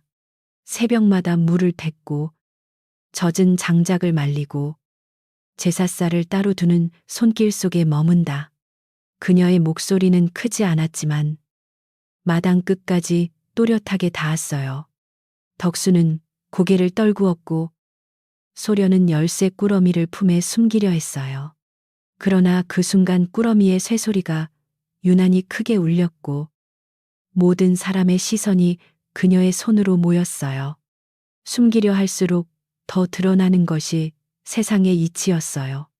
친척 어른 가운데 가장 나이 많은 이가 소련에게 다가갔어요. 열쇠와 문서를 내놓거라. 소련은 망설였지만 마당의 시선과 노파의 고요한 눈빛을 이기지 못했어요. 그녀는 결국 떨리는 손으로 열쇠 꾸러미를 내려놓았고 안방 괴짝에서 문서와 도장 주머니도 꺼내왔어요. 서당 훈장이 그것들을 살피자 작은 논을 넘긴 문서와 은전을 받은 흔적이 드러났어요. 방앗간 주인의 말과도 맞아떨어졌지요. 더는 변명할 말이 없었어요. 소련은 그제야 바닥에 주저앉아 얼굴을 가렸어요. 덕수는 그 모습을 보고도 곧장 화를 내지 못했어요. 자기 손으로 열쇠와 문서를 넘긴 일이었으니 모든 책임을 소련에게만 미룰 수 없었기 때문이에요. 그는 떨리는 목소리로 말했어요. 내가 어리석었다. 눈앞의 달콤한 말에 오래 지켜온 손길을 몰라보았다. 그리고 연화 앞에 내려와 무릎을 꿇었어요. 마을 사람들은 숨을 죽였어요. 남편이 사람들 앞에서 본처에게 무릎을 꿇는 일은 흔한 일이 아니었지요. 그러나 연화는 그 모습을 보고도 승리한 사람처럼 웃지 않았어요. 연화는 덕수를 일으키려 하지도 더 낮추려 하지도 않았어요. 다만 조용히 말했어요. 잘못을 본자리에서 다시 바로 세우면 됩니다. 하지만 이 집의 불씨와 조상님의 이름은 다시는 가벼운 말에 맡기지 마십시오. 덕수는 고개를 숙인 채 눈물을 흘렸어요. 소련은 그 말을 듣고 더 크게 울었지만 사람들의 마음은 이미 그녀의 눈물에 흔들리지 않았어요.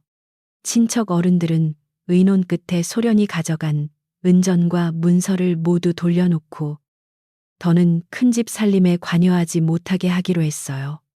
소련은 결국 해질 무렵 큰 집을 떠나야 했어요. 그녀가 처음 들어올 때 가져온 것보다 더 작은 짐을 들고 대문 앞에 섰을 때 마당에는 이상한 침묵이 흘렀어요. 연하는 그녀를 모욕하지 않았어요. 오히려 낡은 보자기 하나를 건네며 말했어요. 길은 차갑습니다. 몸을 해치지는 마세요. 소련은 그 말을 듣고 눈을 들었지만 연하의 얼굴에는 비웃음도 원망도 없었어요. 그래서 그녀는 더 아무 말도 하지 못했어요. 자신이 빼앗으려 한 자리가 어떤 마음으로 지켜졌는지 떠나는 순간에야 조금 알게 되었어요. 소련이 대문 밖으로 사라진 뒤에도 연하는 바로 안방으로 들어가지 않았어요. 그녀는 먼저 부엌으로 갔어요. 젖은 장작을 한쪽으로 치우고 마른 가지를 골라 아궁이에 넣었지요. 부엌어 머문 눈물을 닦으며 곁에서 도왔어요. 곧 불길이 안정되었고 가마솥에서는 밥 익는 냄새가 고르게 퍼졌어요. 연화는 하인들에게 물을 데우게 하고 남은 쌀과 물을 꺼내 큰 솥에 죽을 끓이게 했어요. 사람들 마음이 크게 놀란 날에는 먼저 따뜻한 것이 목을 지나가야 한다고 그녀는 생각했어요. 마당에 모인 사람들은 제사상 앞에서 다시 고개를 숙였어요. 이번에는 등잔불이 흔들리지 않았고 국그릇에서는 따뜻한 김이 얌전히 올라왔어요. 덕수는 조상 앞에서 깊이 절하며 오래 고개를 들지 못했어요. 연하는 뒤쪽에 조용히 서 있었고 노파는 우물가 곁에서 그 모습을 지켜보았지요. 제사가 끝난 뒤 연화가 끓인 무죽이 사람들에게 나누어졌어요. 모두들 작은 그릇을 두 손으로 감싸고 먹었어요. 죽은 특별히 기름지지 않았지만 속을 편안하게 하는 깊은 맛이 있었어요. 노파는 죽 한 그릇을 받아들고 아주 천천히 맛보았어요. 그리고 연화에게 가까이 와서 낮게 말했어요. 네가 집을 되찾은 것이 아니라 집이 다시 네 손을 찾아온 것이다. 연화는 그 말에 눈시울이 붉어졌어요. 그녀가 고개를 숙여 인사하려 하자 노파는 이미 우물 쪽으로 걸어가고 있었어요. 우물가에 이르러 그녀의 회색 옷자락은 물안개처럼 옅어졌고 사람들 눈앞에서 천천히 사라졌어요. 남은 것은 맑은 물소리와 우물 돌 위에 놓인 작은 물방울 하나뿐이었어요. 마을 사람들은 그제야 노파가 보통 사람이 아니었음을 깨달았어요. 누군가는 산신령이라 했고 누군가는 물길을 지키는 오래된 신이라 속삭였지요. 그러나 연화는 그 이름을 함부로 부르지 않았어요. 그녀는 우물가에 물 한 사발을 떠놓고 노파가 앉았던 자리 쪽으로 조용히 절했어요. 장씨 할머니도 곁에서 고개를 숙이며 말했어요. 이름을 크게 부르지 않아도 고마움은 길을 안다. 사람들은 그 말에 따라 더 이상 떠들지 않았어요. 마당에는 오랜만에 부드러운 고요가 내려앉았어요. 그날 밤, 큰 집에서는 오래된 물건들이 제자리로 돌아왔어요. 조롱박 바가지는 부엌들보 아래 다시 걸렸고, 장독들은 다음날 해가 잘 뜨는 자리로 옮기기로 했어요. 우물 두레박줄은 새로 갈 준비를 했고, 젖은 장작은 담장 안쪽에 펼쳐 말렸지요. 덕수는 안방이 아니라 대청 끝에 앉아 연화가 움직이는 모습을 말없이 바라보았어요. 그는 이제야 알았어요. 연화가 해온 일들은 눈에 띄지 않아 가벼워 보였지만 그 하나하나가 집을 붙드는 보이지 않는 기둥이었다는 것을요. 연화는 늦게야 방 안으로 들어갔어요. 그 방은 예전의 안방이었지만 그녀는 곧장 주인처럼 앉지 않았어요. 먼저 문을 열어 바람을 들이고 흐트러진 이불을 개고 등잔에 그을음을 닦았지요. 덕수는 문 밖에서 조용히 말했어요. 다시 이 집에 있어 주겠소. 연화는 한동안 대답하지 않았어요. 그리고 아주 낮은 목소리로 말했어요. 집은 혼자 지키는 것이 아닙니다. 당신도 물을 길어보고 장작을 말려보고 사람 말보다 불씨를 먼저 살피셔야 합니다. 덕수는 고개를 숙였어요. 밤이 깊어지자 마당은 하루 종일 쌓인 소란을 내려놓았어요. 우물물은 맑게 가라앉았고 부엌 아궁이의 불씨는 재 속에서 붉게 숨쉬었지요. 장독대에서는 오래 익은 장냄새가 아주 희미하게 되살아났고 대청에 남은 사람들은 조용히 집으로 돌아갔어요. 연화는 마지막으로 마당을 한 바퀴 돌았어요. 떠나던 밤과 같은 길이었지만 마음은 전과 달랐어요. 그때는 쫓겨나는 발걸음이었고 지금은 다시 살릴 것을 살피는 발걸음이었어요. 하늘에는 겨울 별이 맑게 떠 있었어요. 잠들기 전 연하는 나무 비녀를 머리맡에 놓고 눈을 감았어요. 오늘 하루 너무 많은 일이 있었지만 그녀의 마음은 이상하게 잔잔했어요. 누군가 벌을 받는 모습을 보아 기쁜 것이 아니라 거짓이 물러나고 집이 다시 숨을 쉬기 시작했다는 사실이 다행스러웠지요. 부엌 검엄은 아랫목에서 조용히 잠들었고 덕수는 대청에서 오래도록 기침없이 앉아 있었어요. 멀리 냇가 빈집 쪽에서는 바람이 지나가는 소리가 들렸어요. 그 소리는 마치 회색 노파가 남긴 낮은 자장가 같았어요. 겨울이 천천히 마을로 내려왔어요. 새벽마다 지붕 끝에는 하얀 서리가 앉았고 우물가 돌틈에는 얇은 얼음이 맺혔다가 햇살이 닿으면 조용히 풀렸지요. 큰 집 마당은 다시 가지런해졌어요. 장독들은 해가 잘 드는 담장 밑으로 옮겨졌고 젖었던 장작은 며칠 동안 바람을 맞아 속까지 말랐어요. 부엌에서는 아침마다 물 끓는 소리가 먼저 들렸고 가마솥 뚜껑 사이로 오르는 김은 집안 사람들의 마음을 조금씩 부드럽게 감싸주었어요. 연화는 예전처럼 새벽에 일어났지만 모든 일을 혼자 짊어지지는 않았어요. 덕수는 처음에는 서툰 손으로 두레박을 잡았고 물을 씻다가 옷자락을 적시기도 했지요. 장작을 패려다 도끼질이 어긋나 손바닥에 물집이 잡힌 날도 있었어요. 그래도 연화는 나무라지 않았어요. 손이 익으면 마음도 따라옵니다. 그녀가 이렇게 말하면 덕수는 부끄러운 얼굴로 다시 장작을 바로 세웠어요. 그 작은 변화가 집안의 공기를 천천히 바꾸었어요. 덕수는 날마다 장부를 다시 살폈어요. 예전에는 숫자와 도장만 보면 집안이 안전한 줄 알았지만 이제는 그 뒤에 있는 사람들의 밥그릇과 계절을 생각하게 되었지요. 방앗간 주인에게 돌려받아야 할 쌀의 양을 적고 장터 상인과 잘못된 논문서를 바로잡을 방도를 찾아다녔어요. 서당 훈장은 문서를 새로 정리해 주었고 친척 어른들은 제사논이 다시 집안으로 돌아오도록 힘을 보태서요.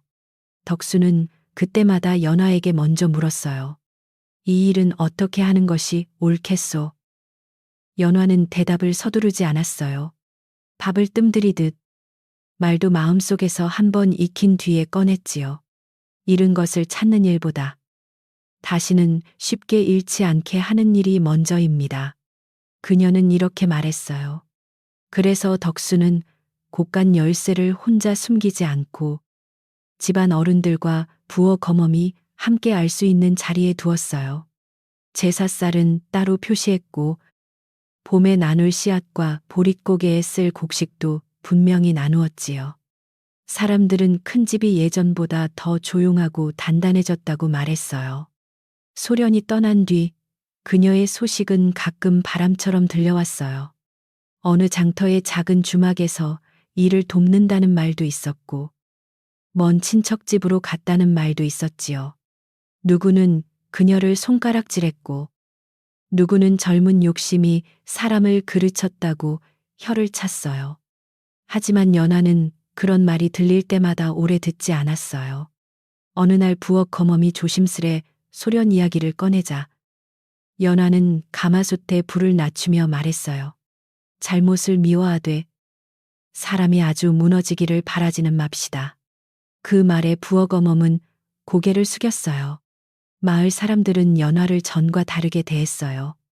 전에는 착하고 부지런한 큰 집 안주인이라 여겼다면 이제는 집의 숨결을 알아보는 사람으로 존중했지요.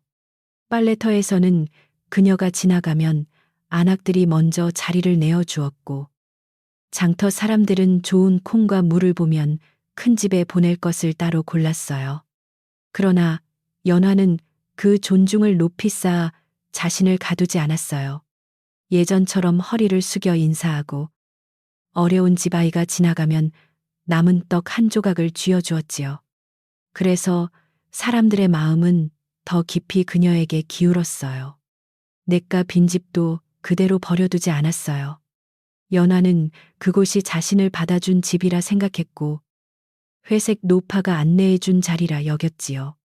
덕수는 처음에는 그 집을 다시 닫아두려 했지만 연화가 고개를 저었어요. 빈집은 사람의 외로움을 기억합니다. 그냥 두면 다시 찬바람만 살게 됩니다. 그래서 큰 집 사람들은 냇가 빈집의 지붕을 고치고 문짝을 바로 달고 부엌 아궁이를 새로 손보았어요. 마당에는 연화가 심었던 신비한 잎들이 아직도 작게 푸른 빛을 지키고 있었어요.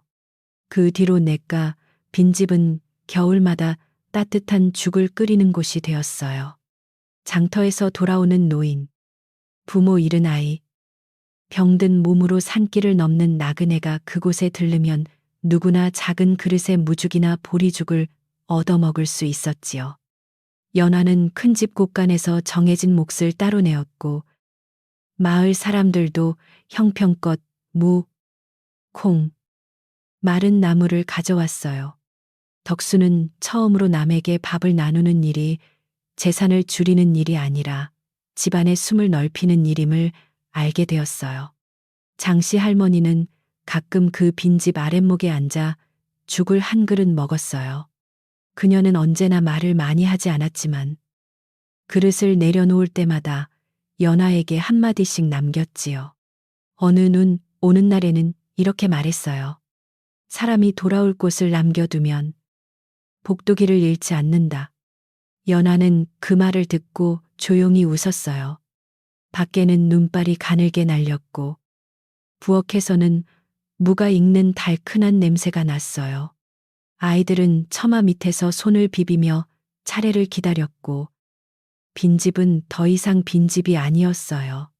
큰 집의 제사도 달라졌어요. 전에는 절차가 먼저이고 사람 마음은 뒤로 밀릴 때가 많았지만 이제 연하는 제사 전날 하인들과 함께 따뜻한 밥을 먼저 나누었어요. 배고픈 손으로 조상님 밥을 차리면 마음이 서럽습니다. 그녀가 그렇게 말하자 덕수도 아무 말 없이 그릇을 나누었지요. 제사상에는 화려한 그릇보다 정갈한 밥과 맑은 국이 올라갔고 나무 비녀는 작은 함에 넣어 대청 한쪽에 모셔두었어요.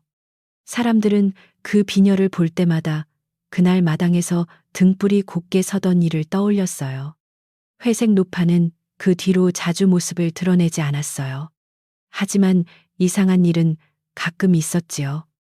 큰 눈이 내린 다음 날 아침이면 우물가 눈 위에 작은 발자국이 남아 있었고 그 발자국 끝에는 얼지 않은 물방울이 하나 놓여 있었어요. 장독 뚜껑 위에는 바람도 없는데 솔잎 하나가 가지런히 얹히곤 했고 냇가 빈집의 새싹은 한겨울에도 시들지 않았어요. 사람들은 그럴 때마다 크게 떠들지 않고 조용히 물 한 사발과 따뜻한 밥 한 숟가락을 길가 소나무 아래 놓아두었어요. 덕수는 해가 바뀌기 전 마을 어른들 앞에서 한 가지 약속을 했어요. 집안의 큰일은 혼자 결정하지 않고 살림을 아는 사람의 말을 듣겠다는 약속이었지요. 그는 자신이 부끄러워 숨고 싶던 날들을 피하지 않았어요. 오히려 젊은 장정들에게 말했어요. 사람의 마음을 오래 지킨 손을 가볍게 여기면 가득 찬 곳간도 금세 빈다. 그 말을 듣던 사람들은 고개를 끄덕였어요. 덕수의 목소리는 예전보다 낮아졌지만 그 낮아진 목소리 안에 처음으로 진심이 들어 있었어요. 연하는 덕수의 변화를 보며 마음을 조금씩 풀었어요. 그렇다고 모든 일이 하루아침에 예전처럼 돌아간 것은 아니었어요. 마음의 상처는 장마처럼 시간이 필요했고 깨진 믿음은 새 그릇처럼 금방 만들어지지 않았지요. 그러나 덕수는 기다리는 법을 배웠고 연화는 자기 마음을 억지로 서두르지 않았어요. 저녁마다 덕수가 우물물을 길어오면 연화는 그물로 차를 끓였어요. 두 사람은 긴 말을 나누지 않아도 김이 올라오는 찻잔 사이에서 조금씩 서로를 다시 바라보게 되었어요. 어느 날 밤, 연화는 꿈에서 다시 소나무 길을 걸었어요. 처음 쫓겨나던 밤처럼 길은 어둡고 달빛은 차가웠지만 이번에는 발걸음이 외롭지 않았어요. 소나무 아래에는 회색 노파가 앉아 있었고 무명수건은 그녀의 어깨에 따뜻하게 둘러져 있었지요. 노파는 연화를 보며 웃었어요. 네가 준 것은 작은 주먹밥이었으나 그 안에는 집 하나를 살릴 마음이 들어 있었다.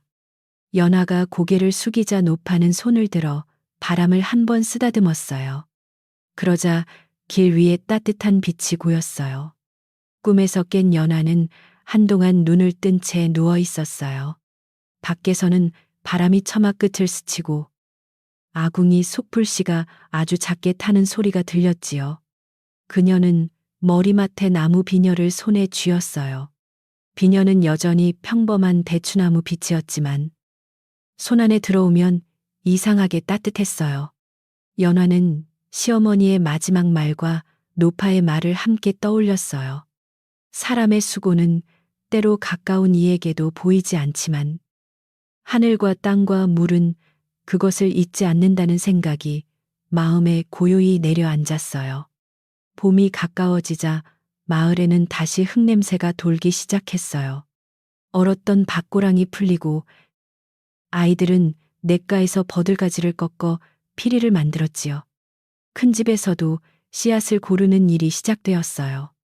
연화는 좋은 씨앗과 덜 여문 씨앗을 나누어 햇볕에 말렸고 덕수는 옆에서 조심스럽게 따라했어요. 예전 같으면 그가 논일은 일꾼에게 맡기고 장부만 보았겠지만 이제는 흙 묻은 씨앗을 손에 올려놓고 오래 바라보았어요. 작은 알갱이 안에 한 해의 밥과 사람들의 기다림이 들어있음을 알게 되었기 때문이에요. 냇가 빈집의 신비한 잎에서는 작은 꽃이 피었어요. 꽃은 눈에 띄게 화려하지 않았고 흰빛에 아주 옅은 푸른빛이 섞인 소박한 모양이었지요. 하지만 새벽마다 그 꽃 곁에는 맑은 향이 감돌았고 그 향을 맡은 사람들은 괜히 마음이 편안해졌어요. 장씨 할머니는 꽃을 보고 웃으며 말했어요. 큰 복은 떠들며 피지 않는다. 연화는 그 꽃을 따지 않았어요. 그저 곁에 작은 울타리를 둘러주고 아이들에게 밟지 말라고 일렀지요. 꽃은 마을의 조용한 약속처럼 오래 피어 있었어요. 그의 첫 모내기 날, 큰 집에서는 일꾼들에게 넉넉한 밥상이 차려졌어요. 보리밥과 콩나물국, 잘 익은 김치와 된장에 무친 나물이 올라왔고, 뜨거운 숭늉도 큰 주전자에 담겼지요. 덕수는 상석에 앉지 않고 일꾼들과 함께 마당 끝에 앉아 밥을 먹었어요. 사람들은 처음에는 어색해했지만 곧 웃음이 조금씩 살아났어요. 연화는 부엌 문턱에 서서 그 모습을 바라보았어요. 한때 무너질 뻔했던 집이 다시 사람들의 숨소리와 숟가락 소리로 채워지는 것을 보니 가슴이 따뜻해졌어요. 마을에서는 이제 큰 집 이야기가 다른 빛으로 전해졌어요. 누군가 욕심을 부리면 어른들은 소련의 일을 떠올리며 조심하라 했고, 누군가 말없이 수고하는 일을 업신여기면 연화의 이름을 들며 마음을 고쳐먹으라 했지요. 그러나 연화는 이야기 속 사람이 되는 것을 좋아하지 않았어요. 그녀는 여전히 장독 뚜껑을 살피고 우물가 낙엽을 건지고 아이들의 해진 소매를 꿰매 주었어요. 사람들은 그런 그녀를 볼 때마다 알았어요. 진짜 귀한 사람은 칭찬을 받아도 자기 손길의 자리를 잃지 않는다는 것을요. 어느 맑은 저녁, 큰 집에서는 작은 잔치가 열렸어요.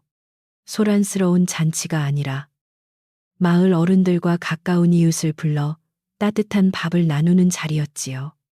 마당에는 낮은 등불이 걸렸고 부엌에서는 쌀밥과 무국, 된장찌개, 구운 생선 냄새가 차례로 퍼졌어요. 내가 빈집에서 죽을 얻어먹던 아이들도 초대되어 대청 아래에 나란히 앉았어요. 덕수는 사람들에게 고개를 숙이며 말했어요. 이 집이 다시 밥 냄새를 낼 수 있었던 것은 연화의 손과 여러분의 마음 덕분입니다. 그 말에 마당은 조용해졌어요. 연화는 갑작스러운 칭찬에 눈을 내리깔았어요. 그녀는 그저 밥을 따뜻하게 먹으라며 사람들의 그릇을 살폈지요. 장씨 할머니는 웃으며 숟가락을 들고 말했어요. 오늘은 밥이 참 곱구나. 사람 마음이 바로 놓이면 쌀알도 제자리를 아는 법이다. 모두가 조용히 웃었어요.